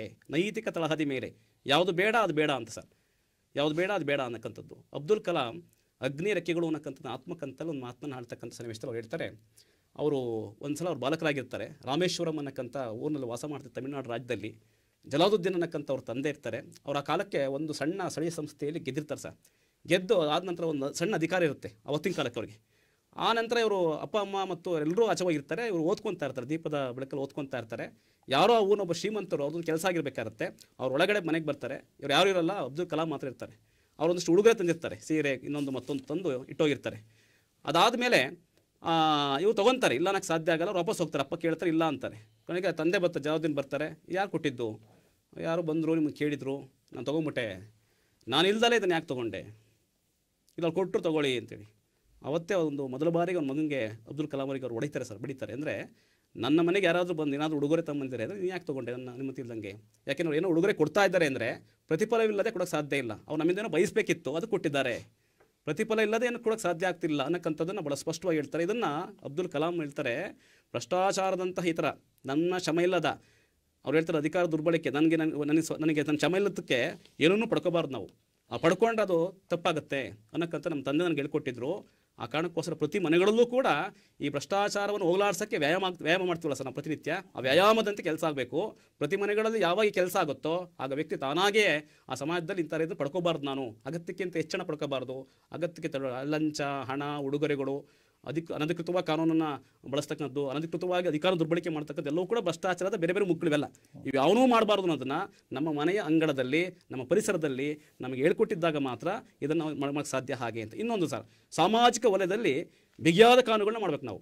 ಬಿಗಿಯಾದ ಕಾನೂನುಗಳಿಂದಲೇ ನೋಡಿಸೋ ಸಾಧ್ಯ ಆಗೋದೇ ಇಲ್ಲ. ಇದೊಂದು ಕ್ಯಾನ್ಸರ್ ಪಡಗಿದ್ದ ಹಾಗೆ. ಕ್ಯಾನ್ಸರ್ ಹೇಗೆ ಪ್ರಾರಂಭ ಚಿಕ್ಕ ಗಾಯ, ಆಮೇಲೆ ದೇಹವನ್ನೆಲ್ಲ ವ್ಯಾಪಿಸ್ಕೊಂಡು ನಮ್ಮ ನಾಶಕ್ಕೆ ಕಾರಣ ಆಗುತ್ತಲ್ಲ, ಹಾಗೆ ಭ್ರಷ್ಟಾಚಾರ ಕ್ಯಾನ್ಸರ್ ಆಗಿದೆ. ಇದನ್ನು ಹೇಗೆ ಅಂದರೆ ಬಿಗಿಯಾದ ಕಾನೂನುಗಳು. ನೀವು ಹಮ್ಮುರಾಬಿಯ ಬಗ್ಗೆ ಓದ್ಕೊಂತೀವಿ ನಾವು. ಹಮ್ಮುರಾಬಿ ಬ್ಯಾಬಿಲೋನಲ್ಲಿ ಕಣ್ಣಿಗೆ ಕಣ್ಣು ಮತ್ತು ಆ ಕೆಲಸಕ್ಕೆ ಅಷ್ಟೇ ಇದು ಹಾಗೆ ಅಂತೇಳಿ, ಕಣ್ಣಿಗೆ ಕಣ್ಣನ್ನೇ ತೆಗಿಬೇಕು ಅನ್ನಕ್ಕಂತಿದೆಯಲ್ಲ. ಅಂದರೆ ಭ್ರಷ್ಟಾಚಾರ ಮಾಡಿರ್ತಕ್ಕಂಥ ಸಿಗಾಕೊಂಡ ಅಷ್ಟೇ ಹಣವನ್ನು ಕೊಡಬೇಕು ಅವನು, ಅಥವಾ ಅದಕ್ಕಿಂತ ಹೆಚ್ಚಾದ ಶಿಕ್ಷೆ ಕೊಟ್ಟಾಗ ಮಾತ್ರ, ಅಷ್ಟು ದೊಡ್ಡ ಶಿಕ್ಷೆ ಭಯದಿಂದಲೇ ಅವನಿಂದ ವಾಪಸ್ ಬರೋಕ್ಕೆ ಸಾಧ್ಯ. ಬಿಟ್ಟರೆ ಖಂಡಿತ ಇದು ಮತ್ತೆ ಇದೊಂದು ಪಿಡುಗನ್ನು ಹೋಗಲಾಡಕ್ಕೆ ಸಾಧ್ಯ ಆಗಲ್ಲ. ಸಮಾಜದಿಂದಲೇ ಈ ಭ್ರಷ್ಟಾಚಾರವನ್ನು ನಾವು ಹೋಗಲಾಡಿಸೋಕ್ಕೆ ಸಾಧ್ಯ ಅನ್ನಕ್ಕಂಥದ್ದು ನನ್ನ ಅಭಿಮತ ಸರ್. ಓಕೆ, ಉತ್ತಮವಾಗಿರ್ತಕ್ಕಂಥ ಅಂಶದೊಂದಿಗೆ ಮಂಜುನಾಥ್ ಅವರ ವಾದವಾಗಿತ್ತು. ಈಗ ನಾನು ವೀರೇಶ್ ಶಿತ್ತಲ್ಮನಿ ಅವ್ರ ಹತ್ರ ಬರ್ತೀನಿ. ಸರ್, ಭ್ರಷ್ಟಾಚಾರ ಅಂತಕ್ಕಂಥದ್ದು ಶಿಕ್ಷಣದಿಂದ ಸಂಪೂರ್ಣವಾಗಿ ನಿರ್ಮೂಲನೆ ಮಾಡ್ಲಿಕ್ಕೆ ಸಾಧ್ಯ. ಎಷ್ಟೋ ಜನ ಶಿಕ್ಷಣ ಪಡೆದಿರ್ತಕ್ಕಂಥವ್ರೆ ಭ್ರಷ್ಟಾಚಾರದಲ್ಲಿ ತೊಡಗಿರ್ತಕ್ಕಂಥದ್ದು ನಮ್ಮ ಸಮಾಜಕ್ಕೆ ಒಂದು ಪ್ರತಿಬಿಂಬವಾಗಿ, ಒಂದು ಕನ್ನಡಿಯಾಗಿ ನಮ್ಮ ಮುಂದೆ ಕಾಣ್ತಾ ಇದೆ. ಹಾಗಿದ್ಮೇಲೆ ಶಿಕ್ಷಣ ಎಲ್ಲಿ ಸಾಕಾರ ರೂಪ ಆಯಿತು ಅಂತ ಇಲ್ಲಿ ನೋಡಿ, ಭಾರತದ ವಿಷಯಕ್ಕೆ ಬಂದಾಗ ನಮ್ಮ ನಾಯಕರುಗಳೇ ಇವತ್ತು ಎಷ್ಟೋ ಜನ ನಮ್ಮನ್ನು ಆಳ್ವಿಕೆ ಮಾಡ್ತಕ್ಕಂಥ ನಾಯಕರುಗಳು, ನಮಗೆ ಮಾದರಿಯಾಗತಕ್ಕಂಥ ನಾಯಕರುಗಳು, ಯಾರನ್ನ ನಾವು ವೋಟ್ ಹಾಕಿ ಮತ ಹಾಕಿ ಒಂದು ನಮ್ಮ ಪ್ರಜಾಸೇವೆ ಮಾಡಿ ಅಂತ ಕಳಿಸಿರ್ತಕ್ಕಂಥ ನಾಯಕರುಗಳು ಇವತ್ತು ಎಷ್ಟು ಜನ ಭ್ರಷ್ಟಾಚಾರದಲ್ಲಿ ತೊಡಗಿದ್ದಾರೆ ಅಂತಂದ್ರೆ, ಒಂದು ಅಧ್ಯಯನ ಹೇಳುತ್ತೆ, ಡಿಸೆಂಬರ್ 2009 ವರದಿ ಇದೆ. ಅದರಲ್ಲಿ 542 ಸಂಸತ್ ಸದಸ್ಯರಲ್ಲಿ 120 ಮಂದಿ ವಿವಿಧ ಅಪರಾಧಗಳ ಹೊಣೆಯನ್ನ ಹೊತ್ತಿರ್ತಕ್ಕಂಥವ್ರು ಅಂತ. ನೋಡಿ, ಭಾರತದಲ್ಲಿ ಭ್ರಷ್ಟಾಚಾರ ಎಷ್ಟಿದೆ ಅಂತಂದ್ರೆ, ಬಹುಶಃ ಈ ಸಮಾಜ ಮತ್ತೆ ನಾಯಕರುಗಳು ಇದನ್ನ ಅರ್ಥ ಮಾಡ್ಕೊಂಡು ನಡೆದಿದ್ದೇ ಆದ್ರೆ ಮಾತ್ರ ನಾವು ಭ್ರಷ್ಟಾಚಾರವನ್ನ ನಿರ್ಮೂಲನೆ ಮಾಡಲಿಕ್ಕೆ ಸಾಧ್ಯ ಅಂತಕ್ಕಂಥದ್ದು. ಆ ಮಂಜುನಾಥ್ ಅವರ ಒಂದು ಸಮಾಜ ತಿದ್ದಬೇಕು, ಸಮಾಜದಲ್ಲಿ ಅದು ಪರಿವರ್ತನೆ ಆಗ್ಬೇಕು ಅನ್ನೋ ಒಂದು ಉತ್ತರಕ್ಕೆ ನಾವು ವೀರೇಶ್ ಶಿತ್ತಲ್ಮನಿ ಇವ್ರು ಏನ್ ಹೇಳ್ತಾರೆ ಅಂತ. ಸಮಸ್ತ ಶ್ರೀ ಬಸವ ಟಿವಿಯ ವೀಕ್ಷಕರಿಗೆ ಶರಣಾರ್ಥಿಗಳು. ಬಂಧುಗಳ, ಇವತ್ತಿನ ವಿಷಯ ಬಹಳ ಸುಂದರವಾಗಿರುವಂತಹ ವಿಷಯ, ಸಮಾಜವನ್ನ ತಿದ್ದುವಂತಹ ವಿಷಯ, ಸಮಾಜಕ್ಕೆ ನಾವು ಹೇಗಿದ್ದೇವೆ ಅನ್ನೋದನ್ನ ಪ್ರಸ್ತುತಪಡಿಸುವಂತ ಒಂದು ವಿಷಯ, ಅದು ಭ್ರಷ್ಟಾಚಾರದ ವಿಷಯ ಅಂತಂದೇಳಿ ಬಹಳ ಸ್ಪಷ್ಟವಾಗಿ ನಾವೆಲ್ಲ ತಿಳಿದುಕೊಳ್ಬೇಕು. ಕೇವಲ ಭಾರತವೊಂದು ಅಷ್ಟೇ ಅಲ್ಲ, ಹಲವಾರು ರಾಷ್ಟ್ರಗಳಲ್ಲಿ ಇವತ್ತು ಭ್ರಷ್ಟಾಚಾರವನ್ನೋದು ತಾಂಡವಾಡ್ತಾ ಇದೆ. ಸೊ ಹಾಗಾದ್ರೆ ಈ ತಾಂಡವಾಡ್ತಾ ಇದೆ ಅಂತಂದು ಹೇಳಿ ನಾವು ಕೈ ಕಟ್ಟಿ ಕುಂತ್ರೆ ನಡೆಯೋಲ್ಲ. ಸೊ ಹಾಗಾದ್ರೆ ಈ ಭ್ರಷ್ಟಾಚಾರವನ್ನ ತಡೆಗಟ್ಟಿ ಬಹಳಷ್ಟು ಒಂದು ಉನ್ನತವಾಗಿರುವಂತಹ ಒಂದು ಸ್ಥಾನಗಳಿಗೆ, ಅಂದ್ರೆ ಅಭಿವೃದ್ಧಿಯತ್ತ ಸಾಗಿರುವಂತಹ ದೇಶಗಳನ್ನು ಕೂಡ ನಾವು ನೋಡಿದ್ದೀವಿ.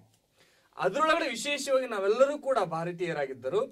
ಸೊ ನಾವೆಲ್ಲ ಭಾರತ ದೇಶದೊಳಗಡೆ ಇದ್ದರೂ ಸಹ ಇವತ್ತು ನಾವು ಕೂಡ ಇವತ್ತು ಅನಿವಾರ್ಯವಾಗಿ ಏನಾಗ್ತಾ ಇದೀವಿ ಅಂತಂದ್ರೆ ಭ್ರಷ್ಟಾಚಾರಕ್ಕೆ ಹೋಗ್ತಾ ಇದೆ. ಅದು ಬಹುಶಃ ಹಂಗೆ ಯಾರು ಮಾಡ್ತಾ ಇದ್ದಾರೆ ಅಂತಂದ್ರೆ ಬಹುಶಃ ಅವರಲ್ಲಿ ಮೌಲ್ಯಗಳ ಒಂದು ಕೊರತೆ ಆಗ್ತಾ ಇದೆ ಅಂತಂದೇಳಿ. ಸೊ ಅಂದ್ರೆ ಆ ಮೌಲ್ಯಗಳನ್ನ ನಾವು ತಿದ್ದಬೇಕಾದ್ರೆ ಶಿಕ್ಷಣ ಎಂಬ ಅಸ್ತ್ರ ಬಹಳ ಮುಖ್ಯ ಆಗಿದೆ ಸರ್.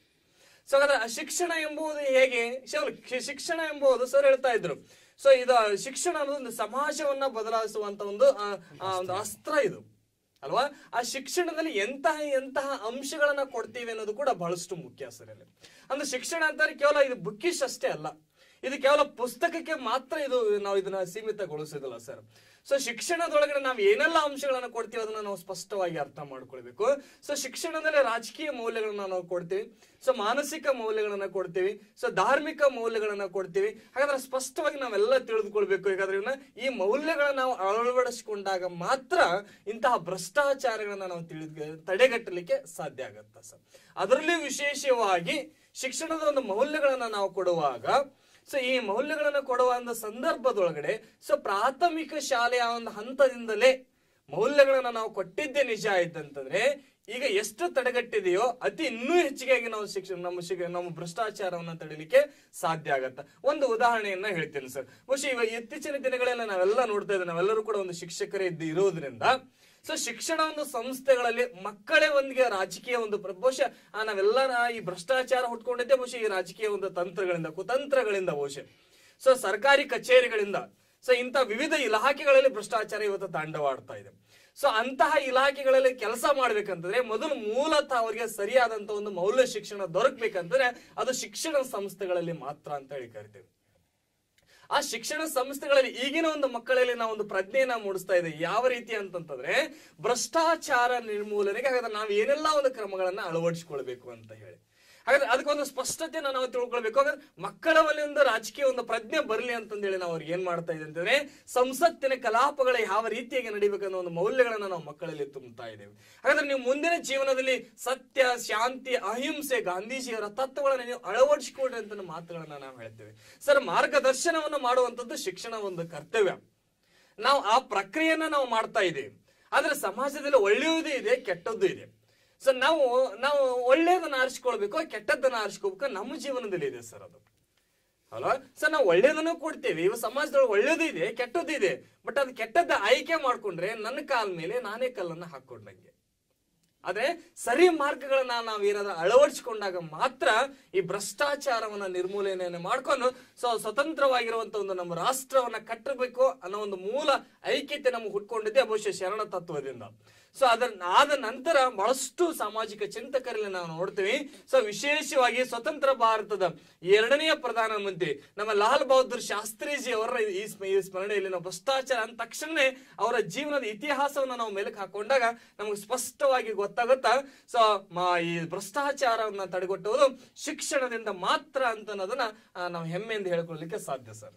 ಓಕೆ, ಒಳ್ಳೆ ಅಂಶಗಳನ್ನು ವೀರೇಶ್ ಚಿತ್ತಲಮನಿ ಅವರು ಹೇಳಿದ್ರು. ಯಾಕಂದ್ರೆ ಇವತ್ತು ಭ್ರಷ್ಟಾಚಾರವನ್ನು ನಿರ್ಮೂಲನೆ ಮಾಡಬೇಕು ಅಂದ್ರೆ ಅದಕ್ಕೆ ಜನಗಳಿಗೆ ಜಾಗೃತಿ ಮೂಡಬೇಕು. ಜಾಗೃತಿ ಹೇಗೆ ಮೂಡಿಸ್ಬೇಕು? ಮತ್ತೆ ಶಿಕ್ಷಣಕ್ಕೆ ಮೊರೆ ಹೋಗ್ಬೇಕಾಗುತ್ತೆ. Without education we can't do anything ಅಂತ ಒಂದು ಮಾತೇ ಇದೆ. ಹಾಗಾಗಿ ನಾವು ಶಿಕ್ಷಣ ಸರ್ವರಂಗದಲ್ಲಿ ಸರ್ವವ್ಯಾಪಿಯಾಗಿ ಸರ್ವ ರೀತಿಯಲ್ಲೂ ಬಳಸ್ತಕ್ಕಂಥ ಏನಾದ್ರೂ ಒಂದು ಸಾಧನ ಇದೆ ಅಂತಂದ್ರೆ ಅದು ಶಿಕ್ಷಣ ಮಾತ್ರ ಅಂತ. ಇಲ್ಲಿ ನೋಡಿರ್ಬೋದು, ಶಿಕ್ಷಣವನ್ನು ಪಡೆದಿರ್ತಕ್ಕಂಥ ಏನು ವಿಶ್ವೇಶ್ವರಯ್ಯನವರು ಒಂದು ಎಕ್ಸಾಂಪಲ್ ತೆಗೆದುಕೊಂಡ್ರೆ ಅವರು ಹೇಳ್ತಾರೆ, ಎಷ್ಟು ಚೆನ್ನಾಗಿ ಹೇಳ್ತಾರೆ ಅಂತಂದ್ರೆ, ಯಾರೋ ಒಬ್ಬ ಕೇಳ್ತಾರೆ ಅಂತೆ, ಅಪ್ಪ ಈ ಕ್ಯಾಂಡಲ್ ಅನ್ನ ಮನೇಲಿರ್ತಕ್ಕಂಥ ಕುಟುಂಬದ ಸದಸ್ಯೊಬ್ರು ಕೇಳ್ತಾರೆ, ಈ ಕ್ಯಾಂಡಲ್ ಅನ್ನ ಆಫ್ ಮಾಡ್ಬಿಟ್ಟು ಈ ಕ್ಯಾಂಡಲ್ ಇಂದ ಯಾಕೆ ಯೂಸ್ ಮಾಡ್ತಿದ್ಯಾ ಅಂತ. ನೋಡು ಮಗು, ನಾನು ಸರ್ಕಾರಿ ಕೆಲಸ ಮಾಡ್ಬೇಕಾದ್ರೆ ಸರ್ಕಾರದ ಹಣದಿಂದ ತಂದಿರ್ತಕ್ಕಂಥ ಮೇಣದ ಬತ್ತಿಯನ್ನು ಉಪಯೋಗಿಸ್ತಾ ಇದ್ದೀನಿ. ಈಗ ನನ್ನ ಪರ್ಸನಲ್ ಕೆಲಸ, ನನ್ನ ವೈಯಕ್ತಿಕ ಕೆಲಸಗಳನ್ನ ನನ್ನ ಹಣವನ್ನ ಖರ್ಚು ಮಾಡ್ಬಿಟ್ಟು ನಾನು ಬದುಕ್ತೀನಿ. ಬಹುಶಃ ಇಂಥ ವ್ಯಕ್ತಿಗಳು ಎಲ್ಲಾದ್ರೂ ನಮ್ಮ ಸಮಾಜದಲ್ಲಿ ಸಿಗೋಕ್ ಸಾಧ್ಯನಾ ಅಂತ. ಅಬ್ದುಲ್ ಕಲಾಂ ರವರ ಉದಾಹರಣೆ ಆಯ್ತು, ವಿಶ್ವೇಶ್ವರಯ್ಯನವರ ಉದಾಹರಣೆ ಆಯ್ತು, ಇವರೆಲ್ಲ ಶಿಕ್ಷಿತ ವ್ಯಕ್ತಿಗಳು. ಆದ್ರೂ ಕೂಡ ಇನ್ನೊಂದು ಅಂಶ ಏನಿದೆ ಅಂದ್ರೆ, ಯಾರ್ಯಾರು ಒಂದೆರಡು ಸ್ವಲ್ಪ ಎಕ್ಸಾಂಪಲ್ ತೆಗೆದುಕೊಂಡ್ರು ಕೂಡ ಇವತ್ತು ಬಹುತೇಕವಾಗಿ ನೀವು ನೋಡಿರ್ಬೋದು, ಕಂದಾಯ ಇಲಾಖೆ ನೋಡ್ಬೋದು, ಪೊಲೀಸ್ ಇಲಾಖೆ ನೋಡ್ಬೋದು, ಈ ತರ ಇಲಾಖೆಗಳನ್ನ ಉದಾಹರಣೆಗೆ ತೆಗೆದುಕೊಂಡು ಈ ಶಿಕ್ಷಿತರೇ ಮತ್ತೆ ಆ ಭ್ರಷ್ಟಾಚಾರಕ್ಕೆ ಮಣೆ ಆಗ್ತಕ್ಕಂಥ ಒಂದು ಉದಾಹರಣೆಗಳು ಕೂಡ ನಮ್ಮ ಮುಂದಿದೆ.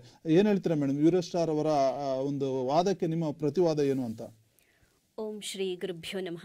ಶ್ರೀ ಬಸವ ಟಿವಿಯ ಸಮಸ್ತ ಸಹೃದಯ ವೀಕ್ಷಕ ಬಂಧುಗಳಿಗೆ ಶರಣಾರ್ಥಿ. ಇವತ್ತಿನ ಚರ್ಚಾ ವಿಷಯ ನಿಜಕ್ಕೂ ಸೂಕ್ಷ್ಮ ಮತ್ತು ಗಂಭೀರ ಅಂತ ಹೇಳ್ಬೋದು. ಯಾಕೆಂದರೆ ಎಲ್ಲ ಜನಸಾಮಾನ್ಯರಲ್ಲೂ ಒಂದು ಅರಿವು ಮೂಡಬೇಕಾಗಿರೋದು ಅಂದರೆ ಈ ಭ್ರಷ್ಟಾಚಾರದ ಬಗ್ಗೆ. ಈ ಭ್ರಷ್ಟಾಚಾರದ ಬೇರನ್ನು ಬುಡ ಸಮೇತ ಕಿತ್ತೊಗಿಬೇಕು ಅಂತ ಅಂದರೆ ಯಾವುದು ಒಂದು ಆಯುಧವಾಗಿ ನಿಲ್ಲುತ್ತೆ ಅಂತ, ಅದು ಶಿಕ್ಷಣನ ಅಥವಾ ನಮ್ಮಲ್ಲೇ ಇರುವಂಥ ಸಮಾಜ ಅಥವಾ ನಾವೇ ಅದಕ್ಕೆ ಒಂದು ಆಯುಧವಾಗಿ ನಿಲ್ಬೋದಾ ಅಂತ. ಹಾಗಾಗಿ ನಾನು ಸಮಾಜವೇ ಒಂದು ಆಯುಧ ಆಗುತ್ತೆ ಅಂತ ಹೇಳಲಿಕ್ಕೆ ಇಷ್ಟಪಡ್ತೀನಿ. ಯಾಕೆಂದರೆ ಭ್ರಷ್ಟಾಚಾರ ನಡೀತಿರೋದು ಸಮಾಜದಲ್ಲಿ, ಸಮಾಜದವರಿಂದ ಸಮಾಜದವರಿಗೋಸ್ಕರನೇ ನಡೀತಾ ಇದೆ. ಹಾಗಾಗಿ ಸಮಾಜವೇ ಅದಕ್ಕೆ ಕಡಿವಾಣ ಹಾಕಿದ್ದೇ ಆದಲ್ಲಿ ಆ ಭ್ರಷ್ಟಾಚಾರವನ್ನು ಬುಡ ಸಮೇತ ನಿರ್ಮೂಲನೆ ಮಾಡ್ಬೋದು.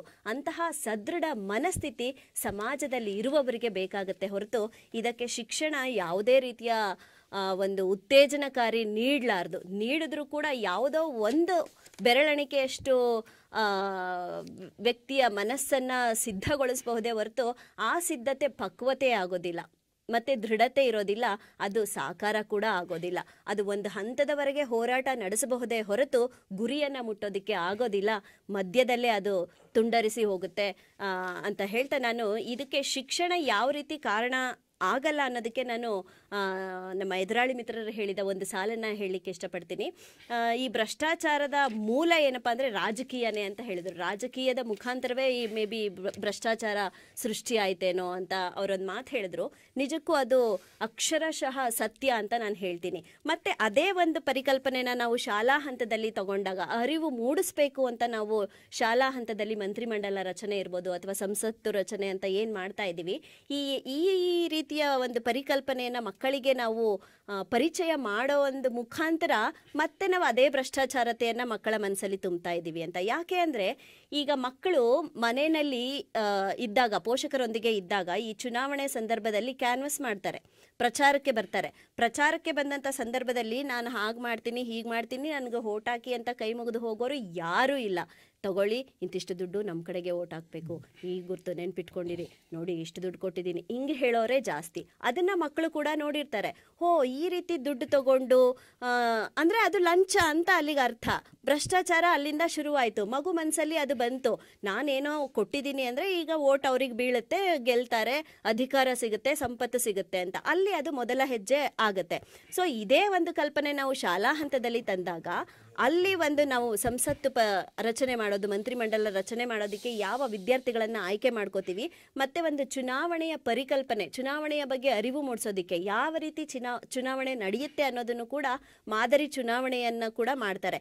ಆ ಹಂತದಲ್ಲಿ ಮಕ್ಕಳು ಕೂಡ ತನ್ನ ಫ್ರೆಂಡ್ಸ್ಗೆ ಹೇಳ್ತಿರ್ತಾರೆ, ನೋಡು ಆಮೇಲೆ ನಿಂಗೆ ಪೆನ್ಸಿಲ್ ಕೊಡಿಸ್ತೀನಿ, ನೀನು ಓಟ್ನ ಹಂಗೆ ಹಾಕ್ಬೇಕು ಕಣೆ, ಆಯ್ತಾ ಅಂತ ನೋಡು, ಆಮೇಲೆ ನಿಂಗೆ ಚಾಕ್ಲೇಟ್ ಕೊಡಿಸ್ತೀನಿ, ನೀನು ಓಟ್ ನನಗೆ ಹಾಕ್ಬೇಕು. ಅದು ಅಲ್ಲೇ ಬಂದೋಗ್ಬಿಡುತ್ತೆ. ಸೊ ಈ ಒಂದು ಪರಿಕಲ್ಪನೆ ಶಿಕ್ಷಣದಿಂದ ಸಾಧ್ಯ ಆಗೋದಿಲ್ಲ. ಅದೇ ಒಬ್ಬ ಸಮಾಜದಲ್ಲಿ ಪ್ರಜ್ಞೆ ಇರಲಿ ಇಲ್ಲದೆ ಇರಲಿ, ಐ ಮೀನ್ ಅಕ್ಷರಸ್ಥನಾಗಿರಲಿ ಅನಕ್ಷರಸ್ಥನಾಗಿರಲಿ, ಅವನಿಗೆ ಪ್ರಾಪಂಚಿಕ ಜ್ಞಾನವೇ ಇಲ್ಲದೆ ಇರಲಿ, ಅವನು ಓಟು ಮತದಾನ ಮಾಡೋ ಅಂಥ ಒಂದು ಹಕ್ಕನ್ನು ಪಡ್ಕೊಂಡಿದ್ದಾನೆ ಅಂತ ಅಂದರೆ ಅವನಲ್ಲಿ ಈ ಒಂದು ಪರಿಕಲ್ಪನೆ ಇರಬೇಕು. ಭ್ರಷ್ಟಾಚಾರಕ್ಕೆ ನಾನು ಒಳಗಾಗಬಾರ್ದು. ನಾನು ಅವನಿಗೆ ದುಡ್ಡು ಕೊಟ್ಟರೆ ತಾನೇ ಅವನು ಲಂಚ ತಗೊಳ್ಳೋದು, ಅಲ್ಲಿ ತಾನೇ ಭ್ರಷ್ಟಾಚಾರ ಉಂಟಾಗೋದು. ಅವನು ನನ್ನ ಕೆಲಸನ ಎಷ್ಟು ದಿನಕ್ಕಾದರೂ ಮಾಡಿಕೊಡ್ಲಿ, ನಾನು ಹೋರಾಟನೇ ಮಾಡ್ತೀನಿ ಹೊರತು ನಾನು ಭ್ರಷ್ಟಾಚಾರಕ್ಕೆ ಒಳಗಾಗೋದಿಲ್ಲ, ಅಥವಾ ಲಂಚವನ್ನು ಕೊಟ್ಟು ಇನ್ನೊಬ್ಬನ್ನ ನಾನು ಭ್ರಷ್ಟಾಚಾರ ಮಾಡಲ್ಲ, ಭ್ರಷ್ಟಾಚಾರತನಕ್ಕೆ ನಾನು ದೂಡಲ್ಲ ಅನ್ನೋ ಪರಿಕಲ್ಪನೆ ಅವನ ಮನಸ್ಸಲ್ಲಿ ಬರಬೇಕು. ಅದಕ್ಕೊಂದು ವಚನ ಇದೆ, ಪಾಪಿಯ ಹಣ ಪ್ರಾಯಶ್ಚಿತ್ತಕ್ಕಲ್ಲದೆ ಸತ್ಪಾತ್ರಕ್ಕೆ ಸಲ್ಲದಯ್ಯ, ನಾಯ ಹಾಲು ನಾಯಿಗಲ್ಲದೆ ಪಂಚಾಮೃತಕ್ಕೆ ಸಲ್ಲದಯ್ಯ, ನಮ್ಮ ಕೂಡಲ ಸಂಗನ ಶರಣರಿಗಲ್ಲದೆ ಮಾಡುವ ಅರ್ಥ ವ್ಯರ್ಥ ಕಂಡಯ್ಯ ಅಂತ. ಅಂದರೆ ಈಗ ನಮಗೆ ಏನು ಅನುಕೂಲವಾಗಬೇಕೋ ಅದಷ್ಟೇ ಇರಬೇಕು. ಅಕಸ್ಮಾತ್ ಇವಾಗ ನಾನು ಚುನಾವಣೆ ಹಂತದಲ್ಲಿ ಪ್ರಚಾರಕ್ಕೆ ಬಂದಾಗ ಏನು ಲಂಚವನ್ನು ಕೊಡ್ತಾರೆ, ಆಮಿಷವನ್ನು ತೋರಿಸ್ತಾರೆ, ದುಡ್ಡನ್ನು ಕೊಟ್ಟು ನನ್ನದೇ ಗುರುತಿಗೆ ಓಟ್ ಹಾಕಿ ಅಂತ ಹೇಳ್ತಾರೆ, ಆ ಸಂದರ್ಭದಲ್ಲೇ ಮನುಷ್ಯನಾದವನು, ಸಮಾಜದಲ್ಲಿ ವಾಸುವಂಥ ಒಬ್ಬ ಸಮಾಜ ಸುಧಾರಕನ ಆಗಬೇಕಾಗಿರುವಂಥ ವ್ಯಕ್ತಿ ಆ ಒಂದು ಸಣ್ಣ ಒಂದು ಮೊತ್ತಕ್ಕೆ ಆಸೆ ಪಟ್ಟು ಇಡೀ ಒಂದು ದೇಶವನ್ನೇ ಭ್ರಷ್ಟಾಚಾರದ ಕೂಪಕ್ಕೆ ತಳ್ಳುವಂಥ ಪ್ರಯತ್ನ ಅಲ್ಲಿ ಮೊದಲ ಹೆಜ್ಜೆಯ ರೂಪದಲ್ಲಿ ಆಗುತ್ತೆ. ಹಾಗಾಗಿ ಪಾಪಿಯ ಹಣ ಅವನು ಏನಕ್ಕೆ ಕೊಡ್ತಾ ಇದ್ದಾನೆ, ನನ್ನ ಒಂದು ಬೆವರ ಹನಿನೂ ಅದರಲ್ಲಿ ಇಲ್ಲ ಅಂದಾಗ ನಾನು ಯಾಕೆ ಆ ಹಣವನ್ನು ತಗೋಬೇಕು? ನನ್ನ ದೇಶವನ್ನು ಆಳ್ಕೆ ಮಾಡೋದಕ್ಕೆ ನನ್ನನ್ನು ಯಾವ ರೀತಿ ಸೌಕರ್ಯಗಳು ನನಗೆ ಬೇಕು, ಆ ಸೌಲಭ್ಯಗಳು ಬೇಕು, ಆ ಸೌಲಭ್ಯಗಳನ್ನು ನನಗೆ ಒದಗಿಸುವಂತಹ ಸಾಮರ್ಥ್ಯ ಯಾವ ವ್ಯಕ್ತಿಯಲ್ಲಿದೆ ಅದನ್ನು ನಾನೇ ಗುರುತಿಸಿ ಚುನಾಯಿಸ್ತೀನಿ ಅನ್ನೋ ಒಂದು ಪ್ರಜ್ಞೆ ಅವನಲ್ಲಿ ಬಂದಿದ್ದೇ ಆದಲ್ಲಿ ಅವನು ಈ ಲಂಚಗುಳಿತನಕ್ಕೆ, ಬೇರೆಯವರ ಒಂದು ಹಣಕ್ಕೆ ಆಸೆ ಪಡೆದೇನೆ, ಮತ್ತು ಬೇರೆಯವರನ್ನು ಕೂಡ ತಾನೇ ಒಬ್ಬ ಭ್ರಷ್ಟತನಕ್ಕೆ ದೂಡದೇನೆ ಅವನು ಸಮಾಜವನ್ನು ತಿದ್ದಬಹುದು. ಹಾಗೆ ಆ ಸಮಾಜದಲ್ಲಿ ಉದ್ಭವವಾಗುವಂಥ ಭ್ರಷ್ಟಾಚಾರ ಏನಿದೆ ಅದನ್ನು ಬುಡ ಸಮೇತ ಕತ್ತರಿಸ್ಬೋದು. ಅದಕ್ಕೆ ಮೂಲವಾಗಿ ಸಮಾಜ ಪಣ ತೊಟ್ಟು ನಿಲ್ಲಬೇಕು. ಶಿಕ್ಷಣ ಇದ್ರೂ ಅಷ್ಟೇ, ಇಲ್ಲದೇ ಇದ್ರೂ ಅಷ್ಟೇ, ಸಮಾಜ ಯಾವತ್ತು ಪಣ ತೊಡುತ್ತೆ ಅವತ್ತು ಈ ಭ್ರಷ್ಟಾಚಾರ ನಿರ್ಮೂಲನೆ ಆಗುತ್ತೆ ಅನ್ನೋದು ನನ್ನ ವಾದ. ಒಳ್ಳೆಯ ವಾದ. ಯಾಕಂದ್ರೆ ಇವತ್ತು ಸಮಾಜ ಪರಿವರ್ತನೆ ಆದಾಗ ಮಾತ್ರ ಸರ್ವ ರೀತಿಯಲ್ಲಿ ಬದಲಾವಣೆಯನ್ನ ಕಾಣ್ಬೋದು. ಶಿಕ್ಷಣದ ಮೂಲ ಪರಿಕಲ್ಪನೆ ಇದೆ. ಏನು ಅಂತಂದರೆ ನೈತಿಕ ಶಿಕ್ಷಣವನ್ನು ಬಿತ್ತಕ್ಕಂಥದ್ದು, ಅಥವಾ ಸಮಾಜಮುಖಿಯಾಗಿ ಒಳ್ಳೆಯ ಒಂದು ಕೆಲಸವನ್ನು ಮಾಡ್ತಕ್ಕಂಥದ್ದು, ಪ್ರಜಾಸೇವೆ, ಜನಸೇವೆ, ಈ ಎಲ್ಲ ಇದ್ರೂ ಕೂಡ ಎಲ್ಲ ಒಂದು ಕಡೆ ನಮ್ಮ ಶಿಕ್ಷಣ ಎಲ್ಲಿ ವಿಫಲವಾಗಿದೆಯೋ ಅನ್ನೋ ಒಂದು ಸಂದೇಹನ ಕಾಡ್ತಾ ಇದೆ. ಯಾಕಂದರೆ ಶಿಕ್ಷಣದ ವ್ಯವಸ್ಥೆನೇ ಆಗಿದೆ. ಇವತ್ತು ನೋಡಿ ಎಷ್ಟೊಂದು ಶಿಕ್ಷಣದ ವೆಚ್ಚಗಳಿವೆ ಅಂತಂದರೆ ಆ ಶಿಕ್ಷಣದ ವೆಚ್ಚವನ್ನು ಭರಿಸಿ ಭರಿಸಿ ಭರಿಸಿ ತಾನೊಂದು ದಿನ ಸರ್ಕಾರಿ ಕೆಲಸವನ್ನು ಪಡ್ಕೊಂಡಾಗ ಮತ್ತೆ ಆ ಭರಿಸಿರ್ತಕ್ಕಂಥ ವೆಚ್ಚವನ್ನು ಅವನು ವಸೂಲಿ ಮಾಡಬೇಕಲ್ಲ. ಅಲ್ಲಿ ನಮ್ಮ ಶಿಕ್ಷಣ ಎಲ್ಲಿ ವಿಫಲತೆಯನ್ನು ಕಾಣ್ತಾ ಇದೆ ಅಂದರೆ ವ್ಯವಸ್ಥೆ ಬದಲಾಗಬೇಕಾಗಿದೆ. ಇವತ್ತು ಪೊಲೀಸ್ ಇಲಾಖೆಯಲ್ಲಿ ಏನು ಮಾಡ್ತಾನೆ, ಒಬ್ಬ ಉನ್ನತ ಹುದ್ದೆಯನ್ನು ಪಡಿಬೇಕು ಅಂತಂದರೆ ಕೋಟಿಗಟ್ಟಲೆ ಲಕ್ಷಗಟ್ಟಲೆ ಲಂಚವನ್ನು ಕೊಟ್ಟ ಉದ್ಯೋಗಕ್ಕಾಗಿ ಲಂಚವನ್ನು ಕೊಡ್ತಕ್ಕಂಥವನು ಮತ್ತೆ ಸಮಾಜದಲ್ಲಿ ತಾನು ನಿಷ್ಠೆಯಿಂದ ಬದುಕ್ತಾನೆ ಅಂತಕ್ಕಂಥದ್ದು ಕೂಡ ನಮಗೆ ಹೇಳಿಕ್ ಬರೋದೇ ಇಲ್ಲ. ಒಂದು ವಚನ ಇದೆ, ಸತ್ಯ ಶುದ್ಧವಿಲ್ಲದುದು ಕಾಯಕವಲ್ಲ. ಇವತ್ತು ಸತ್ಯ ಶುದ್ಧವನ್ನು ನಾವು ಕಾಯಕದಲ್ಲಿ ನೋಡ್ಲಿಕ್ಕೆ ಸಿಗದೇ ಇಲ್ಲ. ಆಸೆ ಎಂಬುದು ಭವದ ಬೀಚ. ಎಷ್ಟು ಆಸೆ ಇದೆ ಅಂತಂದ್ರೆ ತಾನು ಗಳಿಸ್ಬೇಕು ಅಂತಕ್ಕಂಥ ಆಸೆನೂ ಕೂಡ ಇದೆ. ನಿರಾಸೆ ಎಂಬುದು ನಿತ್ಯ ಮುಕ್ತಿ, ಉರಿಲಿಂಗ ಪೆದ್ದಿಗಳ ಅರಸರಲ್ಲಿ ಸದರವಲ್ಲ ಕಾಣಯ್ಯ ಅಂತ. ನೋಡಿ, ಇವೆಲ್ಲವೂ ಕೂಡ ನಾವು ನಿಷ್ಠೆಯಿಂದ ಬದುಕಿ ಬಾಳಿ ಅವೆಲ್ಲವನ್ನು ಸಾಕಾರ ರೂಪಗೊಂಡಾಗ ಮಾತ್ರ ಶಿಕ್ಷಣ ಸಫಲತೆಯನ್ನ ಕಾಣುತ್ತೆ ಅಂತಕ್ಕಂಥದ್ದು ಕೂಡ ಶರಣರ ವಚನಗಳಲ್ಲಿ ನಾವು ಕಾಣ್ತಕ್ಕಂಥದ್ದು. ಏನ್ ಹೇಳ್ತೀರಾ ಸರ್? ಯಾಕಂದ್ರೆ ಸಮಾಜಮುಖಿಯಾಗಿ ಸಮಾಜವನ್ನ ಬದಲಾವಣೆ ಅಂದ್ರೆ ಮಾತ್ರ ನಾವು ಭ್ರಷ್ಟಾಚಾರ ನಿರ್ಮೂಲನೆ ಮಾಡ್ಲಿಕ್ಕೆ ಸಾಧ್ಯ. ಇದಕ್ಕೆ ನಿಮ್ಮ ಉತ್ತರ ಏನು ಅಂತ? ಅಂಬೇಡ್ಕರ್ ಅವ್ರನ್ನ ನಾವು ಗಮನಿಸೋದಾದ್ರೆ, ಅಂಬೇಡ್ಕರ್ನವ್ರನ್ನ ನಾವು ನೋಡೋದಾದ್ರೆ, ಇಡೀ ಸಮಾಜಕ್ಕೆ ಒಂದು ಮಹತ್ತರವಾದಂಥ ಕೊಡುಗೆಯನ್ನು ಕೊಟ್ಟಂತ ಪಿತಾಮಹ, ಸಂವಿಧಾನ ಪಿತಾಮಹ ಅಂತಲೇ ನಾವು ಕರೆಯೋದಂಥ ಅಂಬೇಡ್ಕರ್ನ ನೋಡೋದಾದ್ರೆ ಒಂದು ಮಾತನ್ನೇ ಹೇಳ್ತಾ ಹೋಗ್ತಾರೆ, ಹೆಣ್ಮಕ್ಳು ಯಾವಾಗ ಗ್ರಂಥಾಲಯಗಳ ಮುಂದೆ ಕ್ಯೂ ನಿಲ್ತಾರೋ, ಹೆಣ್ಮಕ್ಳು ದೇವಸ್ಥಾನವನ್ನು ಬಿಟ್ಟು ಗ್ರಂಥಾಲಯಗಳ ಮುಂದೆ ಯಾವತ್ತೂ ಕ್ಯೂ ನಿಂತ್ಕೊಂತಾರೆ ಹೆಣ್ಮಕ್ಳು ವಿಶೇಷವಾಗಿ ಹೇಳ್ತಾರೆ ಅವರು. ಆಗ ಮಾತ್ರ ಈ ದೇಶ ಸುಭದ್ರ ದೇಶ ಆಗುತ್ತೆ, ಈ ದೇಶ ಮುಂದುವರೆದ ದೇಶ ಆಗುತ್ತೆ, ಈ ದೇಶ ಎಲ್ಲವನ್ನೂ ಪಡ್ಕೊಳ್ಳುತ್ತೆ ಅಂತ. ನಾವಿಲ್ಲಿ ನಿಜವಾದ ಶಿಕ್ಷಣವನ್ನು ಕೊಡಬೇಕಾಗಿರೋದು ಹೆಣ್ಣು ಮಕ್ಕಳಿಗೆ ಅಂತ. ಯಾಕಂದರೆ ಒಂದು ಹೆಣ್ಣು ಕಲಿತರೆ ಇಡೀ ಒಂದು ಕುಟುಂಬ ಅಥವಾ ಒಂದು ಸಮಾಜವೇ ಬದಲಾಯಿಸುವ ತಾಕತ್ತಿರೋದು ಆ ಹೆಣ್ಣಿಗೆ ಅಂತ. ಹಾಗಾಗಿ ಇಲ್ಲಿ ಶಿಕ್ಷಣದಿಂದ ಖಂಡಿತವಾಗಿಯೂ ನಾವು ಭ್ರಷ್ಟಾಚಾರವನ್ನು ಹೋಗಲಾಡಿಸ್ಬೋದು. ಆ ನಿಟ್ಟಿನಲ್ಲಿ ಮೌಲ್ಯಗಳೇ ಇಲ್ಲಿ ಸಾಕಷ್ಟು ಪ್ರೇರಕವಾದಂಥ ಅಂಶಗಳಾಗ್ತವೆ ಅಂತ. ಮೌಲ್ಯಗಳು ಅಂದರೆ ಏನು ಅನ್ನೋದು ನಾವು ನೋಡೋದಾದರೆ, ಮಾನವರೆಲ್ಲರೂ ಇಚ್ಛಿಸಬಹುದಾದ ಜೀವನವನ್ನು ಸಾರ್ಥಕಗೊಳಿಸಿಕೊಳ್ಳಬಲ್ಲ, ಬದುಕಿಗೆ ಗೌರವದ ಮೆರುಗನ್ನು ತಂದು ಕೊಡುವಂಥ ಒಂದು ಅಂಶ ಏನಾದರೂ ಇದೆ ಅಂದರೆ ಅದು ಮೌಲ್ಯ ಅಂತ. ಹಾಗಾಗಿ ಈ ಮೌಲ್ಯ ಯಾಕೆ ಬೇಕು ಅಂತ ನಾವೇನಾದರೂ ನೋಡೋದಾದರೆ, ಈ ಎಲ್ಲ ಮಾನವನ ಕ್ರಿಯೆಗಳಿಗೆ ಮೂಲ ಪ್ರೇರಣೆ ಯಾವುದಾದ್ರೂ ಇದೆ ಅಂದರೆ ಅದು ಮೌಲ್ಯ ಅಂತ. ಹಾಗಾಗಿ ನಾವು ಈ ಮೌಲ್ಯವನ್ನು ಸರಿಯಾಗಿ ಹೆಣ್ಣು ಮಕ್ಕಳಲ್ಲಿ ಬಿತ್ತಬೇಕು ಅಂತ, ಸರಿಯಾಗಿ ಹೆಣ್ಣು ಮಕ್ಕಳಲ್ಲಿ ಕಲಿಸ್ಬೇಕು ಅಂತ. ಯಾಕಂದರೆ ಒಂದು ಹೆಣ್ಣು ಮನಸ್ಸು ಮಾಡಿದ್ರೆ ಏನು ಬೇಕಾದರೂ ಮಾಡ್ಬೋದು ಅನ್ನೋದು ನಾವು ಇತಿಹಾಸದಲ್ಲಿ ನೋಡಿದ್ವಿ, ನಮ್ಮ ಮಹಾಗ್ರಂಥಗಳಲ್ಲಿ ನೋಡಿದ್ವಿ. ಒಂದು ಹೆಣ್ಣು ಮುನಿಸ್ಕೊಂಡ್ರೆ ಒಂದು ಮಹಾಭಾರತನೇ ನಡೆಯುತ್ತೆ ಅಂತ, ಒಂದು ಹೆಣ್ಣು ಒಂದಷ್ಟು ಕಣ್ಣೀರು ಹಾಕಿದ್ರೆ ರಾಮಾಯಣನೇ ನಡೆಯುತ್ತೆ ಅಂತ ನಾವು ನೋಡಿದಂಥ ಸಂದರ್ಭಗಳಲ್ಲಿ ಇವತ್ತು ಹೆಣ್ಣಿಗೆ ಸರಿಯಾದ ಶಿಕ್ಷಣವನ್ನು ಕೊಟ್ಟರೆ ಖಂಡಿತವಾಗಿಯೂ ನಾವು ಭ್ರಷ್ಟಾಚಾರವನ್ನು ಹೋಗ್ಲಾಡಿಸ್ಬೋದು ಅಂತ ಹೇಳ್ತಾ, ಜೊತೆಗೆ ಈ ಮೌಲ್ಯಗಳನ್ನು ಮತ್ತೆ ಮತ್ತೆ ನಾವು ಮೆಲ್ಕಾಕೋದಾದರೆ ಮೌಲ್ಯಗಳಲ್ಲಿ ಹಲವಾರು ರೀತಿಯ ಮೌಲ್ಯಗಳನ್ನು ನಾವು ನೋಡಬೇಕಾಗುತ್ತೆ. ಅದರಲ್ಲೂ ಪ್ರಮುಖವಾಗಿ ಮಾನಸಿಕ ಮೌಲ್ಯಗಳನ್ನು ನಾವು ಬೆಳೆಸಬೇಕಾಗಿದೆ, ಭಾವನಾತ್ಮಕ ಮೌಲ್ಯಗಳನ್ನು ಬೆಳೆಸಬೇಕಾಗಿದೆ, ನೈತಿಕ ಮೌಲ್ಯಗಳನ್ನು ಬೆಳೆಸಬೇಕಾಗಿದೆ, ದೈಹಿಕ ಮೌಲ್ಯಗಳನ್ನು ಬೆಳೆಸಬೇಕಾಗಿದೆ, ಸೌಂದರ್ಯಾತ್ಮಕ ಮೌಲ್ಯಗಳನ್ನು ಬೆಳೆಸಬೇಕಾಗಿದೆ. ಇದರೆಲ್ಲರ ಜೊತೆಗೆ ಸಾರ್ವತ್ರಿಕ ಮೌಲ್ಯಗಳನ್ನು ಬೆಳೆಸಬೇಕಾಗಿದೆ. ಹಾಗಾದ್ರೆ ಏನು ಮಾನಸಿಕ ಮೌಲ್ಯಗಳು ಅಂದರೆ, ಮಾನಸಿಕ ಮೌಲ್ಯಗಳು ಶಿಕ್ಷಣದಲ್ಲಿ, ಅದರಲ್ಲೂ ಹೆಣ್ಮಕ್ಳಲ್ಲಿ ಹೇಗೆ ಬೆಳೆಸಬೇಕು ಅಂದಾಗ, ಯಾಕಂದರೆ ಒಂದು ಹೆಣ್ಣು ತನ್ನ ಮಗುವನ್ನು ಏನು ಬೇಕಾದರೂ ಮಾಡುತ್ತೆ ಅನ್ನೋದಕ್ಕೆ ಶಿವಾಜಿಯ ತಾಯಿಯನ್ನು ನಾವು ಉದಾಹರಣೆಯನ್ನು ತಗೋಬೋದು. ಹಾಗೆ ಅದ್ರ ಜೊತೆಯಲ್ಲೇ ನೋಡಿ, ಮಾನಸಿಕ ಮೌಲ್ಯಗಳು ಅಂದರೆ ಇಲ್ಲಿ ಸತ್ಯ, ನ್ಯಾಯ, ಸಮಾನತೆ, ಈ ಮೂರೇ ಪ್ರಮುಖವಾದಂಥ ಅಂಶಗಳನ್ನು ನಾವು ಖಂಡಿತವಾಗಿಯೂ ಕಲಿಸ್ಬೇಕಾಗಿದೆ ಶಿಕ್ಷಣದಲ್ಲಿ. ಜೊತೆಗೆ ಭಾವನಾತ್ಮಕ, ಏನು ಭಾವನಾತ್ಮಕತೆ ಮೌಲ್ಯ ಅಂದರೆ ಕರುಣೆ ಮತ್ತು ಅನುಕಂಪ ಮತ್ತು ಸಹನೆ, ಈ ಮೂರು ಪ್ರಮುಖವಾದಂಥ ಭಾವನಾತ್ಮಕ ಸಂಬಂಧಗಳಿಗೆ ಸಂಬಂಧಿಸಿದಂಥ ಮೌಲ್ಯಗಳನ್ನು ನಾವು ಶಿಕ್ಷಣದಲ್ಲಿ ಕಲಿಸಿದಾಗ ಮಾತ್ರ ಭ್ರಷ್ಟಾಚಾರ ಕಡಿಮೆ ಆಗುತ್ತೆ ಅಂತ. ಭ್ರಷ್ಟಾಚಾರ ಕಿತ್ತಾಕ್ತೀವಿ ಅನ್ನೋದು ಕನಸು. ಯಾಕಂದರೆ ಇವತ್ತು ಟಿ ವಿಗಳು ಆನ್ ಮಾಡಿದ್ರೆ 40% ಕಮಿಷನನ್ನು ತೋರಿಸ್ತಾ ಇದ್ದಾರೆ, ಎಲ್ಲ ಟಿ ವಿಲಿ ತೋರಿಸ್ತಾ ಇದ್ದಾರೆ. ಇದು ಭ್ರಷ್ಟಾಚಾರ ಎಲ್ಲಿಗೆ ಹೋಗಿದೆ ಅಂದರೆ ನಾವು ಊಹೆ ಮಾಡೋಕ್ಕೂ ಸಾಧ್ಯ ಇಲ್ಲ. ಸಮುದ್ರದ ಆಳವನ್ನು ಹೇಗೆ ಕಂಡುಹಿಡಿಯೋಕ್ಕಾಗಲ್ವೋ, ಆಕಾಶದ ಅಗಲವನ್ನು ಹೇಗೆ ನಾವು ನೋಡೋಕ್ಕಾಗಲ್ವೋ, ಆ ರೀತಿಯಲ್ಲಿ ಇವತ್ತು ಭ್ರಷ್ಟಾಚಾರಕ್ಕೆ ಹೋಗಿದೆ ಅಂದಾಗ ಅಲ್ಪ ಸ್ವಲ್ಪ ಆದರೂ ನಾವೇನಾದರೂ ಅದನ್ನು ಈಗ ಏನಿದೆಯೋ ಅದನ್ನು ಅಷ್ಟಕ್ಕೆ ನಿಲ್ಲಿಸಿ ಮುಂದಿನ ಜನಾಂಗಕ್ಕೆ ನಾವೇನಾದರೂ ಒಳ್ಳೆಯ ಕೊಡುಗೆಯನ್ನು ಕೊಡ್ತೀವಿ ಅಂದಾಗ ಶಿಕ್ಷಣ ಖಂಡಿತವಾಗಿಯೂ ಈ ರೀತಿಯಲ್ಲಿ ಶಿಕ್ಷಣವನ್ನು ಕೊಡಬೇಕಾಗುತ್ತೆ. ನಿನ್ನ ನೈತಿಕ ಮೌಲ್ಯಗಳು ಅಂತ ಬಂದಾಗ ಅವ್ರಿಗೆ ಪ್ರಾಮಾಣಿಕತೆಯನ್ನು ಕಲಿಸಿ ಅಂತ. ಇವತ್ತು ಪ್ರಾಮಾಣಿಕತೆ ಕೊರತೆ ಉಂಟಾಗೇ ಇವತ್ತು ಭ್ರಷ್ಟಾಚಾರ ಜಾಸ್ತಿ ಬ್ರಹ್ಮಾಂಡ ಆಗಿದೆ ಅನ್ನೋದನ್ನು ನಾವು ಒಪ್ಕೊಳ್ಳೇಬೇಕಾಗುತ್ತೆ. ಜೊತೆಗೆ ನಿಸ್ವಾರ್ಥ ಸೇವೆಯನ್ನು ಮಾಡುವಂಥ ಒಂದು ನೈತಿಕ ಶಿಕ್ಷಣವನ್ನು ಕೊಡಿ ಅಂತ. ನೈತಿಕ ಶಿಕ್ಷಣ ಅಂದರೆ ಪ್ರಾಮಾಣಿಕತೆ ಜೊತೆಯಲ್ಲೇ ನಿಸ್ವಾರ್ಥ ಸೇವೆಯನ್ನು. ಅದಕ್ಕೆ ಕೆಲವರು ಹೇಳ್ತಾ ಹೋಗ್ತಾರೆ, ಅದರಲ್ಲೂ ಬಸವಣ್ಣ ಹೇಳ್ತಾ ಹೋಗ್ತಾರೆ, ಈ ಕೈ ಇರೋದು ಲಿಂಗ ಪೂಜೆ ಮಾಡೋದಕ್ಕೆ, ಈ ಕೈ ಇರೋದು ಜನಾರ್ದನ ಪೂಜೆ ಮಾಡೋದಕ್ಕೆ ಅಂತ. ಹಾಗಾಗಿ ಈ ಕೈಯಲ್ಲಿ ನೀವು ಲಿಂಗ ಪೂಜೆ ಮಾಡ್ತಾ ಹೋಗಿ, ಈ ಕೈಯಲ್ಲಿ ಜನಾರ್ದನ ಪೂಜೆ ಮಾಡಿ ಅಂತ. ಜನಗಳ ಸೇವೆಯನ್ನು ಮಾಡು, ನೀನು ಖಂಡಿತ ನೀನೇನು ಅನ್ಕೊಂಡಿದೆಯೋ ಅದಾಗುತ್ತೆ ಅಂತ. ಹಾಗಾಗಿ ಇಲ್ಲಿ ನೈತಿಕ ಅಂದರೆ ಪ್ರಾಮಾಣಿಕತೆ ಮತ್ತು ನಿಸ್ವಾರ್ಥ ಸೇವೆಯನ್ನು ಮಾಡುವಂಥದ್ದನ್ನ ನಾವು ಶಿಕ್ಷಣದಲ್ಲಿ ಕಲಿಸಲೇಬೇಕಾಗಿದೆ. ಜೊತೆಗೆ ದೈಹಿಕ ಮೌಲ್ಯಗಳನ್ನು ಕಲಿಸ್ಬೇಕಾದ್ರೆ, ಏನು ದೈಹಿಕ ಮೌಲ್ಯಗಳು, ಆರೋಗ್ಯವನ್ನು ಹೇಗೆ ಕಾಪಾಡ್ಕೋಬೇಕು ಅಂತ. ನಾವು ಆರೋಗ್ಯವನ್ನು ಹೇಗೆ ಕಾಪಾಡ್ಕೋಬೇಕು, ಶುಚಿತ್ವವನ್ನು ಹೇಗೆ ಕಾಪಾಡ್ಕೋಬೇಕು, ಇಂಥ ಮೌಲ್ಯಗಳನ್ನು ನಾವು ಕಲಿಸ್ಬೇಕಾಗಿದೆ. ಜೊತೆಗೆ ಸಾರ್ವತ್ರಿಕ ಮೌಲ್ಯಗಳ ಬಗ್ಗೆ ನಾನು ಮಾತಾಡ್ತಾ ಇದ್ದೆ. ಇಡೀ ಪ್ರಪಂಚದಲ್ಲಿ ಶಾಂತಿಯನ್ನು ಸ್ಥಾಪನೆ ಮಾಡುವಂಥ ಮೌಲ್ಯವನ್ನು ನಾವು ಇವತ್ತು ಕಲಿಸಲೇಬೇಕಾಗಿದೆ. ಯಾಕಂದರೆ ಉಕ್ರೇನ್ ಮತ್ತು ರಷ್ಯಾದ ಬಹುತೇಕ ವಿದ್ಯಾವಂತರು ಎಲ್ಲ ಎರಡೂ ದೇಶಗಳನ್ನು ನೋಡಿದಾಗ ಭಾರತಕ್ಕಿಂತ ಉತ್ತಮ ಮಟ್ಟದಲ್ಲಿರುವಂಥ ರಷ್ಯಾ ದೇಶ ಇವತ್ತು ಇವೆಲ್ಲವನ್ನ ಮೌಲ್ಯವನ್ನು ಕಳ್ಕೊಂಡು ಒಂದು ಚಿಕ್ಕ ರಾಷ್ಟ್ರ ಉಕ್ರೇನ್ ಮೇಲೆ 213ನೇ ದಿನ ಇವತ್ತಿಗೆ ಕಾಲಿಟ್ಟಿದೆ. ಇವತ್ತು ಯುದ್ಧ ಮಾಡ್ತಾ ಇದೆ.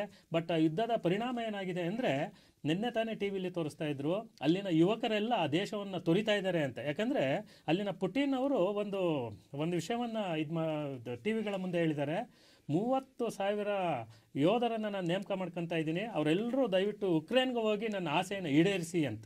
ಇದು ಯಾವ ಮಟ್ಟಿನ ಅಂಶ ಆಗುತ್ತೆ ಅಂತ ನನಗೆ ಗೊತ್ತಾಗ್ತಾ ಇಲ್ಲ. ಹಾಗಾಗಿ ಇಲ್ಲಿ ಸಾರ್ವತ್ರಿಕವಾಗಿ ನಾವು ಮೌಲ್ಯಗಳನ್ನು ಮಕ್ಕಳಲ್ಲಿ ಕಲಿಸ್ಬೇಕು ಅಂತ, ಪ್ರಪಂಚದಲ್ಲಿನ ಶಾಂತಿಯನ್ನು ಬಯಸಬೇಕು. ಹಾಗಾಗಿ ಕುವೆಂಪು ಅವರು ಅದನ್ನೇ ಹೇಳೋದು, ಓ ನನ್ನ ಚೇತನ ಆಗು ನೀ ಅನಿಕೇತನ ಅಂತ.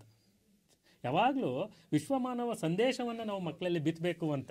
ಇಲ್ಲಿ ಧರ್ಮಗಳ ಮಧ್ಯೆ, ಜಾತಿಗಳ ಮಧ್ಯೆ ಯಾವುದೂ ಇಲ್ಲ. ನೀನೊಬ್ಬ ವಿಶ್ವಮಾನವ, ನೀನು ವಿಶ್ವಕ್ಕೆ ಬೇಕಾದಂಥ ಮಾನವ, ಎಲ್ಲರನ್ನು ಪ್ರೀತಿಸಿ ಅಂತ ನಮ್ಮ ಕುವೆಂಪು ಅವರು ಹೇಳ್ತಾ ಹೋಗ್ತಾರೆ.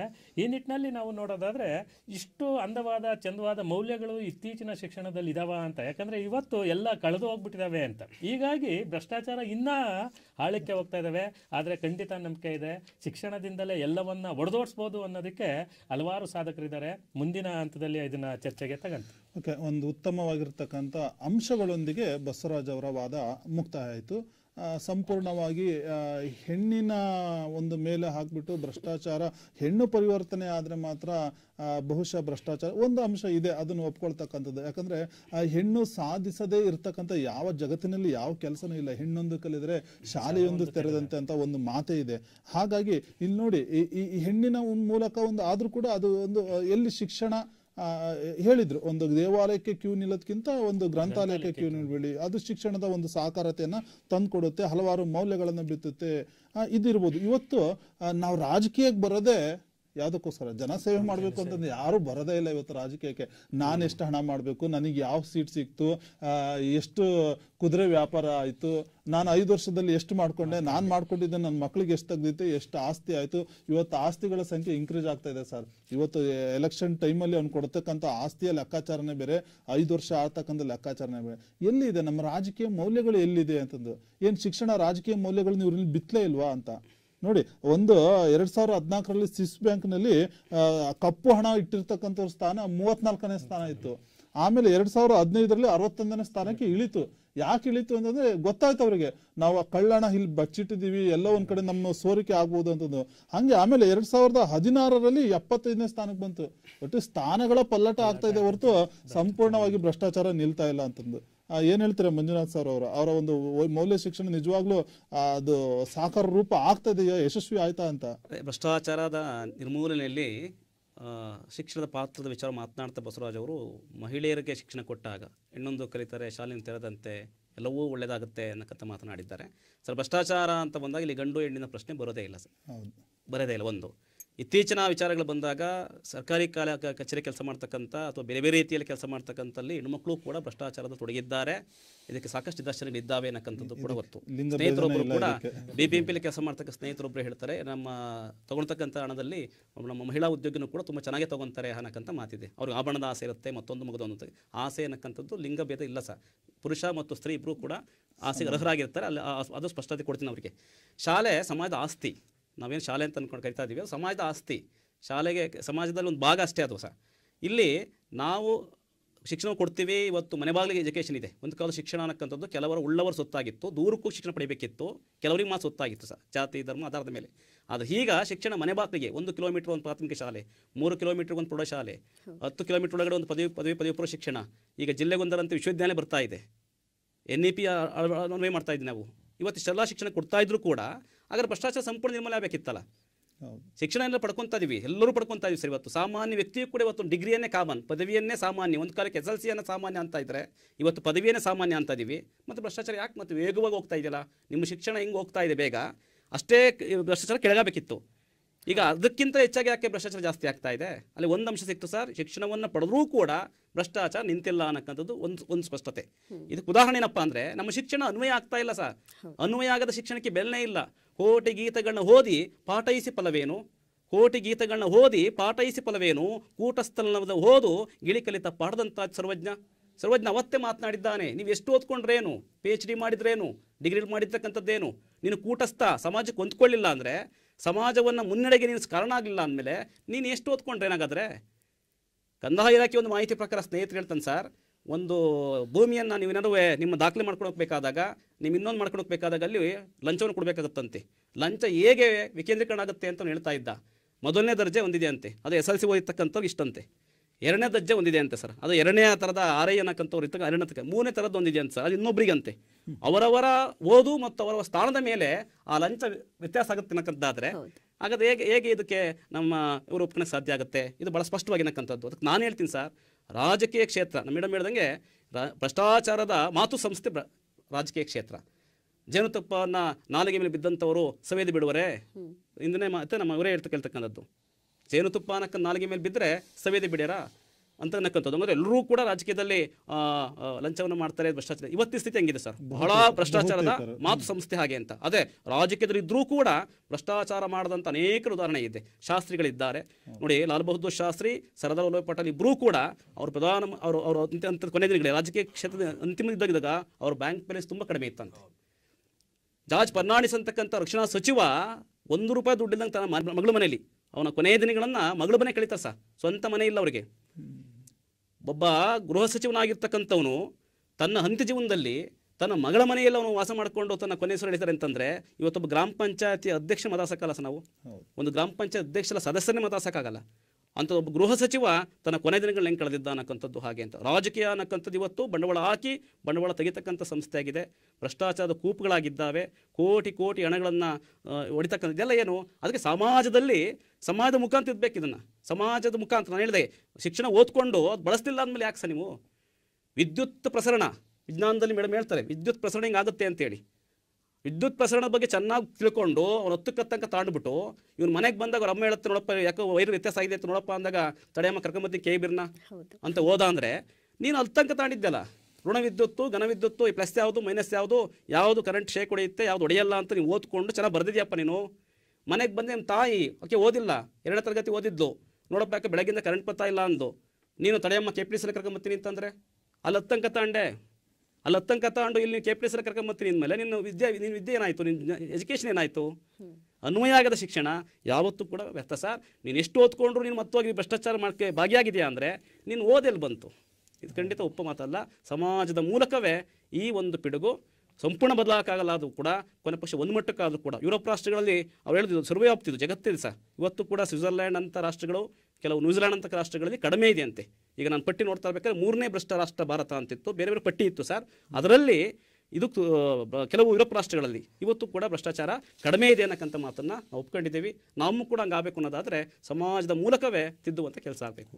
ಉತ್ತಮವಾಗಿರ್ತಕ್ಕಂಥ ಅಂಶಗಳು. ಯಾಕಂದರೆ ಇವತ್ತು ನಾವು ಎಷ್ಟೇ ಭ್ರಷ್ಟಾಚಾರಕ್ಕೆ ಕಡಿವಾಣ ಹಾಕ್ತೀನಿ ಅಂತಂದರೆ, ಇವತ್ತು ಶಿಕ್ಷಣ ಸಾಕಾರಗೊಳ್ಳಬೇಕು. ಅನ್ವಯವಾಗತಕ್ಕಂಥ ಶಿಕ್ಷಣ ಅದು ವ್ಯರ್ಥ ಅನ್ನೋ ಮಾತು ಮಂಜುನಾಥ್ ಅವರು ಆಗಿದೆ. ಇವತ್ತಿನ ರಾಜಕೀಯ ನಾಯಕರು ನೋಡಿದರೆ ಅವ್ರು ನಮ್ಮ ಸಮಾಜಕ್ಕೆ ಏನು ಕೊಡ್ತಿದ್ದಾರೆ ಅಂತ. ಇವತ್ತು ಎಷ್ಟೊಂದು ಹಗರಣಗಳು, ಕಾಮನ್ವೆಲ್ತ್ ಗೇಮ್ ಹಗರಣದಲ್ಲಿ 20,000 ಕೋಟಿ ಹಗರಣ ಆಯಿತು. ಆದರ್ಶ ಹೌಸಿಂಗ್ ಸೊಸೈಟಿ ಹಗರಣ ಬಂತು, ಕಲ್ಲಿದ್ದಲಿನ ಹಗರಣ ಬಂತು, ಮೇವು ಹಗರಣ ಬಂತು. ಎಲ್ಲ ರಾಜ್ಯದಲ್ಲಿ ಒಂದೊಂದು ಹಗರಣಗಳು ಹಿಂಗೆ ಮಾಡ್ತಾ ಹೋದ್ರೆ ನಮ್ಮ ರಾಜಕೀಯ ನಾಯಕರು ನೀವೇನು ಕೊಡ್ತಾ ಇದ್ದೀರಾ? ನಮ್ಮ ಸಮಾಜಕ್ಕೆ ಏನು ಮೌಲ್ಯಯುತವಾಗಿರ್ತಕ್ಕಂಥ ನಿಮ್ಮ ವಿದ್ಯಾರ್ಥಿಗಳಿಗೆ ಏನು ಕೊಡ್ತಿದ್ದೀರಾ? ಇಂದಿನ ಯುವ ಜನಾಂಗಕ್ಕೆ ಏನು ಕೊಡ್ತಾ ಇದ್ದೀರಾ ಅಂತ. ನೀವೇ ಇಲ್ಲಿ ಭ್ರಷ್ಟಾಚಾರವನ್ನ ಮಾಡ್ಲಿಕ್ಕೋಸ್ಕರ ನೀವು ರಾಜಕೀಯಕ್ಕೆ ಬಂದಿದ್ದೇ ಆದ್ರೆ ಸಮಾಜಕ್ಕೆ ಕೊಡ್ತಕ್ಕಂಥ ಸಂದೇಶ ಇವತ್ತು ಮುಖ್ಯಮಂತ್ರಿಗಳಿಂದ ಹಿಡಿದು ಮಂತ್ರಿ ಮಂಡಲದಲ್ಲಿರ್ತಕ್ಕಂಥ ಎಲ್ಲಾ ಮಂತ್ರಿಗಳು ಜೊತೆಗೆ ಕೇಂದ್ರ ಸರ್ಕಾರದ ಎಲ್ಲಾ ಮಂತ್ರಿಗಳು ಇಂಥ ಹಗರಣದಲ್ಲೇ ತೊಡಗಿದ್ದೇ ಆದ್ರೆ ಈ ಮುಂದಿನ ಯುವ ಜನಾಂಗವನ್ನ, ಯುವ ಸಮುದಾಯವನ್ನ ನೀವೇನ್ ನಡೆಸ್ತೀರಾ ಅಂತ. ಮೌಲ್ಯಯುತವಾಗಿರ್ತಕ್ಕಂಥ ಶಿಕ್ಷಣ. ಮೇಡಮ್ ತುಂಬಾ ಒಂದು ಒಳ್ಳೆ ವಚನ ಹೇಳಿದ್ರು, ಪಾಪಿಯ ಹಣ ಪ್ರಾಯಶ್ಚಿತ್ತಕ್ಕಲ್ಲದೆ ಸತ್ಪಾತ್ರಕ್ಕೆ ಸಲ್ಲದೆಯ್ಯ, ನಾಯ ಹಾಲು ನಾಯಿಗಲ್ಲದೆ ಪಂಚಾಮೃತಕ್ಕೆ ಸಲ್ಲುವುದೇ ಅಯ್ಯ ಅಂತ. ಏನು ಇಂಥ ಹಣವನ್ನು ಇಟ್ಕೊಂಡು ಏನ್ ಮಾಡ್ತೀರಾ? ನಾಯಿ ಹಾಲು ಯಾವತ್ತಿಗೂ ಪಂಚಾಮೃತಕ್ಕೆ ಸಲ್ಲದೇ ಇಲ್ಲ. ನೀವೆಷ್ಟೇ ಲಂಚವನ್ನು ಹೊಡೆದ್ರಿ, ಎಷ್ಟೇ ಇದು ಮಾಡಿದ್ರು ಕೂಡ ನಿಮಗೆ ನೀವು ದೊಡ್ಡ ಬಿಲ್ಡಿಂಗ್ ಅನ್ನ ತೋರಿಸ್ಬೋದು, ನಿಮ್ಮನ್ನ ನೀವು ವೈಭವೀಕರಿಸಬಹುದು, ನಿಮ್ಮ ಹಿಂಬಾಲಕರ ಸಂಖ್ಯೆ ಹೆಚ್ಚು ಮಾಡ್ಕೋಬಹುದೇ ಹೊರತು ಸಮಾಜ ನಿಮ್ಮಿಂದ ಏನ್ರಿ ಗುರುಸ್ತಾ ಇದೆ? ಇವತ್ತು ಸಾಕಷ್ಟು ಎಕ್ಸಾಂಪಲ್ ಅನ್ನು ಕೊಟ್ಟರು. ದೊಡ್ಡ ಹುದ್ದೆಯಲ್ಲಿರ್ತಕ್ಕಂಥ ನಮ್ಮ ಹಿಂದಿನ ತಲೆಮಾರಿನ ನಾಯಕರುಗಳು ಸ್ವಂತ ಮನೆ ಇಲ್ಲದೆ ಬದುಕ್ತಕ್ಕಂಥದ್ದು. ಅಂತ ಸಂದೇಶವನ್ನ ನೀವು ಕೊಡಬೇಕು ಅಂತ ಹೇಳ್ತಾ, ಮತ್ತೆ ಈ ಸಮಾಜ ದಿಂದ ಮಾತ್ರ ಭ್ರಷ್ಟಾಚಾರ ನಿರ್ಮೂಲನೆ ಸಾಧ್ಯ ಅನ್ನೋ ಒಂದು ವಾದಕ್ಕೆ ನಮ್ಮ ವೀರೇಶ್ ಹಿತ್ತಲಮನಿಯವರು ಏನ್ ಹೇಳ್ತಾರೆ ಅಂತ. ಸರ್, ಈಗ ನಮ್ಮ ಪ್ರತಿವಾದಿಗಳು ಬಹಳಷ್ಟು ಚೆನ್ನಾಗಿ ವಿವರಣೆಯನ್ನ ಕೊಟ್ಟರು. ಆ ವಿವರಣೆಗಳಲ್ಲಿ ಸ್ವಲ್ಪ ಒಂದು ಮಾತುಗಳನ್ನ ನಮ್ಮ ಮೇಲೆ ಕೆತ್ತಲಿಕ್ಕೆ ಪ್ರಯತ್ನವನ್ನ ಪಡ್ತಾ ಇದ್ದೇನೆ. ಮೇಡಮ್ ಆಗಲೇ ಹೇಳ್ತಾ ಇದ್ರು ಸರ್, ವಿದ್ಯಾರ್ಥಿಗಳಲ್ಲಿ ಇವತ್ತು ಸಂಸತ್ತಿನ ಒಂದು ಪ್ರಜ್ಞೆಯನ್ನ ಕೊಡ್ತಾ ಇದ್ದೇವೆ ಅಂತಂದ್ರೆ ಅವ್ರಿಗೆ ಸಾಮಾಜಿಕ ಪ್ರಜ್ಞೆಯನ್ನು ಮೂಡ್ಲಿ ಅಂತ ಹೇಳಿ ವಿನಃ ನೀವೇ ಭ್ರಷ್ಟಾಚಾರವನ್ನ ಮಾಡ್ರಿ ಅಂತ ಹೇಳಲ್ಲ ಅಲ್ವಾ. ಆ ಮಕ್ಕಳು ಎಲ್ಲಿಂದ ಭ್ರಷ್ಟಾಚಾರವನ್ನ ಮಾಡ್ತಾ ಇದ್ದಾನೆ, ಕಲಿತಾ ಇದ್ದಾರೆ ಅಂತಂದ್ರೆ ಅದು ಸಮಾಜದಿಂದ. ಅದನ್ನ ಸ್ಪಷ್ಟವಾಗಿ ಅರ್ಥ ಮಾಡ್ಕೊಳ್ಬೇಕು. ಆ ಮಕ್ಕಳಿಗೆ ಶಾಲೆಯ ಶಿಕ್ಷಕರು ಯಾವತ್ತಿಗೂ ಕೂಡ ಆ ತರ ಹೇಳಿಲ್ಲ, ಹೇಳೋದು ಇಲ್ಲ. ಇದನ್ನ ಶಿಕ್ಷಣ ಒಪ್ಕೊಳ್ಬೇಕು, ಸಮಾಜ ಒಪ್ಕೊಳ್ಬೇಕು, ನಾವೆಲ್ಲರೂ ಕೂಡ ಪ್ರಾಮಾಣಿಕವಾಗಿ ನಾವು ಒಪ್ಕೋಬೇಕು. ಯಾವುದೇ ಶಾಲೆಯಲ್ಲಿ ಶಿಕ್ಷಣದ ಶಿಕ್ಷಕರು ಯಾವತ್ತಿಗೂ ಕೂಡ ನೀವು ಭ್ರಷ್ಟಾಚಾರ ಮಾಡ್ರಿ ಅಂತ ಇಲ್ಲಿ ಹೇಳ್ಕೊಟ್ಟಿಲ್ಲ, ಹೇಳ್ಕೊಡೋದು ಇಲ್ಲ. ಇದು ಶಿಕ್ಷಣದ ಮೂಲ ತತ್ವ. ಇದನ್ನ ಸಮಾಜ ಕಲಿಸುತ್ತೆ ಸರ್, ಶಿಕ್ಷಣ ಕಲಿಸೋದಿಲ್ಲ, ಸಮಾಜ ಕಲಿಸುತ್ತೆ. ಇದು ಸಾಮಾನ್ಯ ಪ್ರಜ್ಞೆ. ಅಲ್ವಾ? ಇವತ್ತಿನ ರಾಜಕೀಯ ಒಂದು ಸಂಸ್ಥೆಗಳಲ್ಲಿ ಸರ್ ಹೇಳ್ತಾ ಇದ್ರೆ ಒಳ್ಳೆ ಒಂದು ಒಪ್ಕೊಳ್ಳುವಂತದ್ದೇ, ಇವತ್ತು ಭ್ರಷ್ಟಾಚಾರಕ್ಕೆ ಮೂಲ ತಳಹದಿಯನ್ನು ಕೊಡ್ತಾ ಇದೆ ಅಂತಂದ್ರೆ ಅದು ರಾಜಕೀಯ ಕ್ಷೇತ್ರ ಅಂತ ಹೇಳಿ.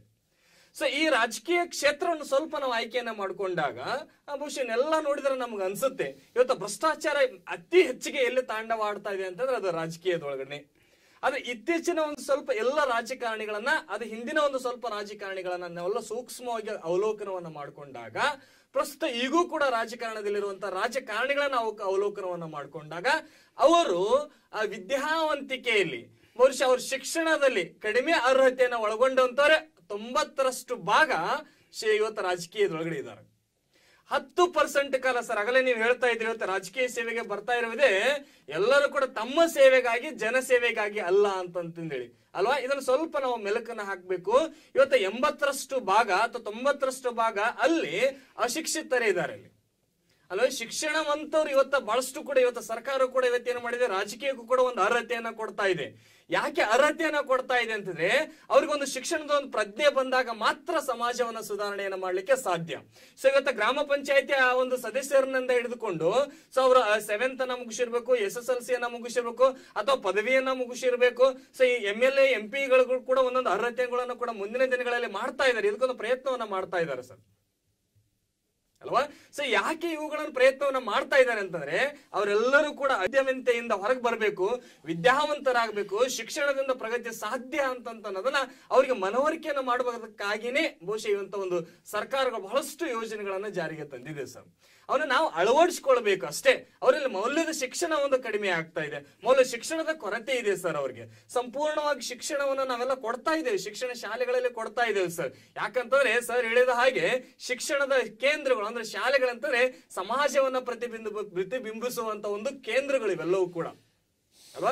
ಸೊ ಇಲ್ಲಿ ಹಲವಾರು ವೈವಿಧ್ಯತೆಯ ಸಮುದಾಯ ಇರೋದ್ರಿಂದ ಸೊ ಮಕ್ಕಳಲ್ಲಿ ನಾವು ಯಾವ ರೀತಿಯ ಮೌಲ್ಯಗಳನ್ನ ನಾವು ತುಂಬುತ್ತೇವೆ ಅಂತ ಅನ್ನೋದು ಅದು ಬಹಳಷ್ಟು ಮುಖ್ಯವಾಗಿದೆ. ಅಂತ ಶಿಕ್ಷಣವನ್ನು ಇವತ್ತು ಶಿಕ್ಷಣ ಸಂಸ್ಥೆಗಳಲ್ಲಿ ಇವತ್ತು ಯಾವುದೇ ಕಾರಣಕ್ಕೂ ನಾವು ಹಿಂದೆ ಹಾಕ್ತಾ ಇಲ್ಲ, ಒಳ್ಳೆಯ ಮೌಲ್ಯಗಳನ್ನೇ ತುಂಬುತ್ತಾ ಇದೆ ಅನ್ನೋದಕ್ಕೆ ಬಹಳಷ್ಟು ಸಾಕ್ಷಿಗಳಿದಾವೆ. ಸೊ ಒಂದು ಮಾತು ನನಗೆ ನೆನಪಿಗೆ ಬರುತ್ತೆ, ಸತ್ಯವೇ ನಮ್ಮ ತಂದೆ ತಾಯಿ, ಸತ್ಯವೇ ನಮ್ಮ ಬಂಧು ಬಳಗ, ಸತ್ಯವಾಕ್ಯಕ್ಕೆ ತಪ್ಪಿ ನಡೆದರೆ ಮೆಚ್ಚನ ಪರಮಾತ್ಮನು ಅಂತಂದೇಳಿ ಸರ್ ಬಹುಶಃ ಆಗಲೇ ನೀವು ಒಂದು ಮಾತನ್ನು ಹೇಳ್ತಾ ಇದ್ದೀರಿ. ಸೊ ಇವತ್ತು ಬಹಳಷ್ಟು ಮಂದಿ ಇವತ್ತು ರಾಜಕೀಯಕ್ಕೆ ಬರೋದು ಸೊ ಜನಸೇವೆಗೆ ಅಲ್ಲ, ತಮ್ಮ ಸ್ವಾರ್ಥಕ್ಕಾಗಿ ರಾಜಕೀಯಕ್ಕೆ ಬರ್ತಾ ಇದಾರೆ ಅಂತಂದ್ರೆ. ಸೊ ಈಗಾಗಲೇ ನೀವೇ ಹೇಳಿದ್ರೆ ಎಷ್ಟೋ ಮಂದಿ ರಾಜಕೀಯ ವ್ಯಕ್ತಿಗಳು ತಮ್ಮ ಸ್ವಾರ್ಥಕ್ಕಾಗಿ ಅಲ್ಲ, ಸಮಾಜದ ಸೇವಕ್ಕಾಗಿ ತಮ್ಮ ರಾಜಕೀಯ ಕ್ಷೇತ್ರವನ್ನು ಅಭಿವೃದ್ಧಿಯನ್ನ ಮಾಡಿದ್ರೆ ಅಂತಂದ್ರೆ. ಪ್ರಸ್ತುತವಾಗಿ ಈಗಿರುವಂತ ಒಂದು ಪ್ರಧಾನಿ ಮಂತ್ರಿಗಳನ್ನ ಹಿಡಿದುಕೊಂಡು ಇನ್ನು ಬಹಳಷ್ಟು ಮಂದಿ ಅವರ ಹೆಸರುಗಳನ್ನ ನಾನು ಹೇಳಲಿಕ್ಕೆ ಈ ವೇದಿಕೆಯಲ್ಲಿ ಇಚ್ಛೆ ಪಡೋದಿಲ್ಲ. ಬಹಳಷ್ಟು ಮಂದಿ ರಾಜಕೀಯ ಕಾರಣಿಗಳು, ಪ್ರಜ್ಞಾವಂತರಿದ್ದಂತಹ ರಾಜಕೀಯ ವ್ಯಕ್ತಿಗಳು, ಶಿಕ್ಷಣವನ್ನ ಒಳಗೊಂಡಿರುವಂತಹ ರಾಜಕೀಯ ವ್ಯಕ್ತಿಗಳು ಭ್ರಷ್ಟಾಚಾರವನ್ನ ತಡೆಗಟ್ಟೋದಕ್ಕೋಸ್ಕರನೇ ತಮ್ಮ ಜೀವವನ್ನೇ ಮುಡುಪನ್ನಾಗಿಡ್ತಾ ಇದ್ದಾರೆ. ಬಹುಶಃ ಅದಕ್ಕೆ ಒಂದು ನಮ್ಮ ಸಾಮಾನ್ಯ ಪ್ರಜ್ಞೆನೇ ನಮಗೆ ತಿಳಿಕೆ ಏನಂತಂದ್ರೆ ಸರ್ಕಾರ ಬಹಳಷ್ಟು ಯೋಜನೆಗಳನ್ನ ತಂದಿದೆ. ಭ್ರಷ್ಟಾಚಾರವನ್ನ ನಿರ್ಮೂಲನೆ ಮಾಡೋದಕ್ಕೋಸ್ಕರ ಭ್ರಷ್ಟಾಚಾರ ನಿಗ್ರಹ ದಳಗಳನ್ನು ಕೂಡ ನಾವು ತಂದಿದೆ. ಇದು ಎಲ್ಲಿಂದ ಬರ್ತಾ ಇದೆ ಅಂತಂದ್ರೆ ಅದು ಬಹುಶಃ ನಮ್ಮ ಶಿಕ್ಷಣದಿಂದ ಬರ್ತಾ ಇದೆ. ಅಷ್ಟೇ ಅಲ್ಲ, ಅದರ ಜೊತೆಗೆ ಸರ್ ಹೇಳ್ತಾ ಇದ್ರು, ನೀನು ವಿಜ್ಞಾನನ ಕಲ್ತೀಯಾ, ನೀನು ತಂತಿಯಲ್ಲೂ ವಿಜ್ಞಾನ ಇರ್ತಿದ್ಯಾ, ನೀನೇ ಮಾಡಬಹುದಿತ್ತಂತಲ್ಲ. ಅದರ ಜೊತೆಗೆ ಪ್ರಾಯೋಗಿಕ ಶಿಕ್ಷಣವನ್ನು ಕೂಡ ಕೊಡ್ತಾ ಇದೆ ಸರ್. ಪ್ರಾಯೋಗಿಕ ಶಿಕ್ಷಣವನ್ನು ಇವತ್ತಿನ ಮಕ್ಕಳಲ್ಲಿ ನಾವು ನೀಡ್ತಾ ಇರೋದ್ರಿಂದ ಆ ಮಕ್ಕಳು ಸ್ವತಃ ತಾವೇ ಪ್ರಯೋಗವನ್ನ ಮಾಡಿ ಹೊಸ ಹೊಸ ತಂತ್ರಜ್ಞಾನವನ್ನು ಇವತ್ತು ಬಳಕೆಯನ್ನು ಮಾಡ್ತಾ ಇದ್ದಾರೆ ಅಂತಂದ್ರೆ ಅದು ಶಿಕ್ಷಣದಿಂದ ಅಂತಂದೇಳಿ ನಾವು ಬಳಕೆಯನ್ನು ಮಾಡ್ಕೊಳ್ಬೇಕು ಸರ್. ಸೊ ಒಟ್ಟಾರೆಯಾಗಿ ನಾವು ತಿಳ್ಕೊಳ್ಬೇಕಂತಾರೆ ಬಹುಶಃ ಈ ಶಿಕ್ಷಣ ಈ ಸಮಾಜಕ್ಕೆ ಅಷ್ಟೇ ಅಲ್ಲ, ಇಡೀ ದೇಶಕ್ಕೆ ಇವತ್ತು ಶಿಕ್ಷಣವನ್ನ ಕೊಟ್ಟಿದ್ದಕ್ಕಾಗಿನೇ ಭ್ರಷ್ಟಾಚಾರ ಸಂಪೂರ್ಣವಾಗಿ ತಡೆಯಲಿಕ್ಕೆ ಆಗದೇ ಇದ್ರೂ ಕೂಡ ಸ್ವಲ್ಪ ಹಂತದಲ್ಲಿ ಇದನ್ನ ಕಡಿವಾಣ ಹಾಕ್ತಾ ಇದೆ ಅನ್ನೋದಕ್ಕೆ ಬಹುಶಃ ಸರ್ಕಾರ ತಂದಂತಹ ಯೋಜನೆಗಳು, ಶಿಕ್ಷಣವೇ ಇದಕ್ಕೆ ಮೂಲ ಕಾರಣ ಅಂತ ಅನ್ನೋದು ನನ್ನ ವಾದ ಸರ್. ತುಂಬಾ ಉತ್ತಮವಾಗಿರ್ತಕ್ಕಂಥ ವಿಚಾರಧಾರೆ ನಮ್ಮ ವೀರೇಶ್ ಹಿತ್ತಲಮನಿಯವರಿಂದ ಬಂತು. ಅವರು ಒಂದು ವಿಚಾರವನ್ನು ಎತ್ತಿದಾಗ ನನಗೆ ತುಂಬಾ ಒಂದು ಒಳ್ಳೆ ಅಂಶವನ್ನು ನೀವು ಎತ್ತಿದ್ರೆ, ಏನು ಅಂತಂದ್ರೆ ರಾಜಕೀಯ ಪ್ರವೇಶಕ್ಕೂ ಕೂಡ ಒಂದು ಅರ್ಹತೆಯನ್ನು ನಿಗದಿಪಡಿಸಲಾಗ್ತಾ ಇದೆ ಇತ್ತೀಚೆಗೆ ಅಂತ ನೋಡಿ. ಒಬ್ಬ ಸರ್ಕಾರಿ ಕಚೇರಿಗಳಲ್ಲಿ ಕೆಲಸ ಗುಡಿಸ್ತಕ್ಕಂಥ ಒಬ್ಬ ಡಿ ದರ್ಜೆ ನೌಕರರಿಗೆ ಶಿಕ್ಷಣದ ಅರ್ಹತೆಯನ್ನ ಇವರು ಎಕ್ಸ್ಪೆಕ್ಟ್ ಮಾಡ್ತಕ್ಕಂಥ ನಮ್ಮ ರಾಜಕೀಯ ನಾಯಕರು ಇವತ್ತು ತಮ್ಮ ಅರ್ಹತೆಗಳೇನು ಅಂತಕ್ಕಂಥದ್ದು ಗೊತ್ತಿಲ್ಲ. ಇವತ್ತು ಸಂವಿಧಾನ ಈ ವಿಷಯದಲ್ಲಿ ತಿದ್ದುಪಡಿ ಆಗ್ಲೇಬೇಕು ಅಂತ ಒಂದು ನೋಡಿ. ಇವತ್ತು ಒಳ್ಳೆ ಸುಶಿಕ್ಷಿತರಾಗಿರ್ತಕ್ಕಂಥವ್ರು, ಒಳ್ಳೆ ಪಂಡಿತರಾಗಿರ್ತಕ್ಕಂಥವ್ರು ರಾಜಕೀಯ ಪ್ರವೇಶ ಮಾಡ್ಬೇಕು ಅಂದ್ರೆ ಬರೋದಿಲ್ಲ. ಅರಿಸ್ಟಾಟಲ್ ಹೇಳ್ತಾರೆ, ರಾಜಕೀಯ ಹೇಡಿಗಳ ಅಂತಿಮ ಆಶ್ರಯ ಅಂತ ಹೇಳ್ತಾನೆ ಅರಿಸ್ಟಾಟಲ್. ನಿಜವಾದ ಎಷ್ಟು ಸತ್ಯವಾದಂತ ಮಾತು. ಯಾಕಂದ್ರೆ ಇವತ್ತು ಅಪರಾಧಗಳ ಹಿನ್ನೆಲೆ ಉಳಿತಕ್ಕಂಥವ್ರು, ರೌಡಿಸಂ ಬೇಸ್ ಇರ್ತಕ್ಕಂಥ ನಮ್ಮ ನಾಯಕರಾಗಿದ್ದಾರೆ. ಇನ್ನೊಂದು ಎಷ್ಟು ಹಾಸ್ಯಾಸ್ಪದವಾಗಿರ್ತಕ್ಕಂಥ ಸಂಗತಿ ಅಂದ್ರೆ ವೀರೇಶ್ ಚಿತ್ತಲಮಣಿಯವರೇ, ಭ್ರಷ್ಟಾಚಾರ ನಿಗ್ರಹದಲ್ಲಿ ತನಿಖೆಗೆ ಒಳಪಟ್ಟು ಶಿಕ್ಷೆ ಆಗಿರ್ತಕ್ಕಂಥ ಒಬ್ಬ ರಾಜಕೀಯ ನಾಯಕ ಅವನ್ ಬಿಡುಗಡೆಯಾದಾಗ ಅವನನ್ನು ಎತ್ತಿ ಮೆರವಣಿಗೆ ಮೆರೆಸ್ತಕ್ಕಂಥ ಒಂದು ಸಮಾಜನೂ ಕೂಡ ನಮ್ಮಲ್ಲಿದೆ ಅಂತಂದ್ರೆ ಬಹುಶಃ ಅದ್ ಏನ್ ಸಮಾಜ, ಅದ್ ಏನ್ ಶಿಕ್ಷಣವನ್ನು ತಗೊಂಡಿದ್ದಾರೆ, ಹೇಗ್ ಮಾಡ್ತಿದ್ದಾರೆ ಅಂದ್ರೆ ಆ ಹಣವಿದ್ರೆ ಮಾತ್ರ ಮೌಲ್ಯಗಳನ್ನು ಕಳ್ಕೊಂಡ್ರ ಅಂತ. ಎಲ್ಲಿ ಹೋಗ್ತಾ ಇದೆ ನಮ್ಮ ರಾಜಕೀಯ ವ್ಯವಸ್ಥೆ, ಏನ್ ಮಾಡ್ತಾ ಇದ್ದಾರೆ ಅಂತ ಇಂಥ ಎಲ್ಲ ಒಂದು ವಿಷಯದೊಂದಿಗೆ ನಮ್ಮ ವೀರೇಶ್ ಚಿತ್ತಲಮಣಿಯವರ ಅಂಶವನ್ನು ಸಮೀಕರಿಸಿ ಮತ್ತೆ ನಾನು ಲತಾಮಣಿ ಮೇಡಮ್ ಹತ್ರ ಹೋಗ್ತೇನೆ. ಏನ್ ಹೇಳ್ತೀರಾ ಮೇಡಮ್, ಅವರ ಒಂದು ವಾದಕ್ಕೆ ನಿಮ್ಮ ಪ್ರತಿವಾದ ಏನಾಗಿರುತ್ತೆ?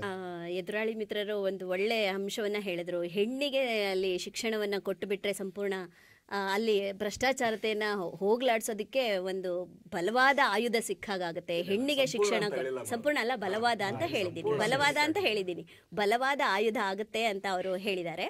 ಸೊ ಬಲವಾದ ಆಯುಧ ಅಂತ ನಾವೇನು ಕೈಯಲ್ಲಿ ಹಿಡಿದು ಹೋರಾಟ ಮಾಡ್ತಿದ್ದೀವಿ, ಆ ಆಯುಧ ಹಿಂದೆ ತಿರುಗಿ ನಮ್ಮನ್ನೇ ಚುಚ್ತಾ ಇದೆ ಅನ್ನೋದನ್ನು ಕೂಡ ಅವರು ಗಮನಿಸಬೇಕಾಗತ್ತೆ. ಯಾಕೆಂದ್ರೆ ಪ್ರತಿಯೊಂದು ಕ್ಷೇತ್ರದಲ್ಲೂ ಕೂಡ ಮಹಿಳೆ ತನ್ನ ಒಂದು ಸ್ಥಾನವನ್ನು ಅಲಂಕರಿಸಿದ್ದಾಳೆ. ಆ ಎಲ್ಲ ಸ್ಥಾನದಲ್ಲೂ ಕೂಡ ಮಹಿಳೆ ಎಷ್ಟು ಪ್ರಾಮಾಣಿಕವಾಗಿ ತನ್ನ ಸ್ಥಾನಕ್ಕೆ ನ್ಯಾಯವನ್ನು ಒದಗಿಸ್ತಿದ್ದಾಳೆ ಅನ್ನೋದನ್ನ ನೋಡಬೇಕಾಗತ್ತೆ. ಈಗ ಇತ್ತೀಚೆಗೆ ಯಾವುದೋ ಒಂದು ಸ್ಪರ್ಧಾತ್ಮಕ ಪರೀಕ್ಷೆಯಲ್ಲಿ ನಡೆದಂಥ ಅವ್ಯವಹಾರ ಏನಿದೆ, ಅದರಲ್ಲಿ ಮುಖ್ಯ ಪಾತ್ರ ವಹಿಸಿದ್ದೇ ಸ್ತ್ರೀ, ಮಹಿಳೆ. ಅವಳಿಂದ ನಡೆದಂಥ ಒಂದು ಭ್ರಷ್ಟಾಚಾರ, ಒಂದು ಹುದ್ದೆಗೆ ಇಂತಿಷ್ಟು ಲಕ್ಷ ಅಂತ ಹೇಳಿ ನಿಗದಿ ಮಾಡಿದ್ದಂಥ ನಿದರ್ಶನಗಳು ನಾವು ನೋಡಿದ್ದು ಬಂದಿದೆ. ಅದು ಆಗಿದ್ದು ಯಾವ ಮಹಿಳೆಯಿಂದ? ಶಿಕ್ಷಣವನ್ನು ಪಡೆದಂತಹ ಮಹಿಳೆಯಿಂದ. ಯಾವ ಶಿಕ್ಷಣದಿಂದ ನಾನು ಭ್ರಷ್ಟಾಚಾರವನ್ನು ಹೋಗಲಾಡಿಸ್ತೀನಿ ಅಂತ ಎದೆ ತಟ್ಟಿ ಹೇಳ್ತಾ ಇದ್ದಾರೋ ಅದೇ ಶಿಕ್ಷಣವನ್ನು ಪಡೆದಂಥ ಮಹಿಳೆ ಏನು ಮಾಡಿದ್ಲು ಅನ್ನೋದು ಇಲ್ಲಿ ನಾವು ಗಮನಿಸಬೇಕಾಗತ್ತೆ. ಮೊದಲೆಲ್ಲ ಒಂದು ಮಾತಿತ್ತು, ಶಿಕ್ಷಣ ಯಾವ ಹೆಣ್ಣು ನೋಡಕ್ಕೆ ಹೋದಾಗ ವಧು ಕಡೆಯವರು ವರನ ಬಗ್ಗೆ ವಿಚಾರಿಸ್ತಾ ಇದ್ರು, ಏನು ಕೆಲಸ ವರನ್ಗೆ ಅಂತ. ಪೊಲೀಸು ಅಥವಾ ಕಂದಾಯ ಇಲಾಖೆಯಲ್ಲಿದ್ದಾನೆ ಅಥವಾ ಡಾಕ್ಟ್ರಿ, ಹೀಗೆ ಏನೇನೋ ಹೇಳಿದ್ರೆ ಓಕೆ ಪರವಾಗಿಲ್ಲ ಹೇಳಿದ್ರು. ಶಿಕ್ಷಣ ಇಲಾಖೆ ಅಂದರೆ ಬಡ ಮೇಷ್ಟ್ರು ಅಂತ ಅಂದರೆ ಅಲ್ಲಿಗೆ ಬಡ ಅನ್ನೋದೊಂದು ಬಂದ್ಬಿಡ್ತಿತ್ತು. ಯಾಕೆಂದರೆ ಎಲ್ಲೂ ಲಂಚ ಬರಲ್ಲ ಅವನಿಗೆ. ಮೇಷ್ಟ್ರು ಅಂದರೆ ಅಯ್ಯೋ ಲಂಚ ಇಲ್ಲಪ್ಪ ಅವನಿಗೆ, ಯಾವ ಕಡೆಯಿಂದನೂ ಖಮಾಯಿಗಿಟ್ಟಲ್ಲ ಅನ್ನೋ ಒಂದು ಪದವನ್ನು ಬಳಸ್ತಾ ಇದ್ರು. ಆದರೆ ಈಗ ವಿಪರ್ಯಾಸ ಏನಪ್ಪ ಅಂದರೆ ಅದೇ ಶಿಕ್ಷಣ ಕ್ಷೇತ್ರದಲ್ಲೂ ಕೂಡ ಲಂಚ ಇದೆ. ಶಾಲೆಯಲ್ಲಿ ಪಾಠ ಮಾಡ್ತಕ್ಕಂಥ ಶಿಕ್ಷಕ ಮೊದಲು ಲಂಚ ಇಲ್ಲದೆ ಪಾಠ ಮಾಡ್ತಾ ಇದ್ದ, ಅದನ್ನು ಒಪ್ಕೊಳ್ಳೋಣ. ಆದರೆ ಈಗ ನೋಡಿದಾಗ ಟ್ಯೂಷನ್ ಅನ್ನೋ ಒಂದು ಹೆಸರಿನಲ್ಲಿ ನೋಡು ಹಿಂಗೆ ಮನೆಗೆ ಬಾ ಪಾಠ ಹೇಳ್ಕೊಡ್ತೀನಿ, ಇಂತಿಷ್ಟು ದುಡ್ಡಾಗುತ್ತೆ, ಅದು ಕೂಡ ಲಂಚದ ಒಂದು ರೂಪ ಅಂತಲೇ ನಾನು ಹೇಳಲಿಕ್ಕೆ ಇಷ್ಟಪಡ್ತೀನಿ.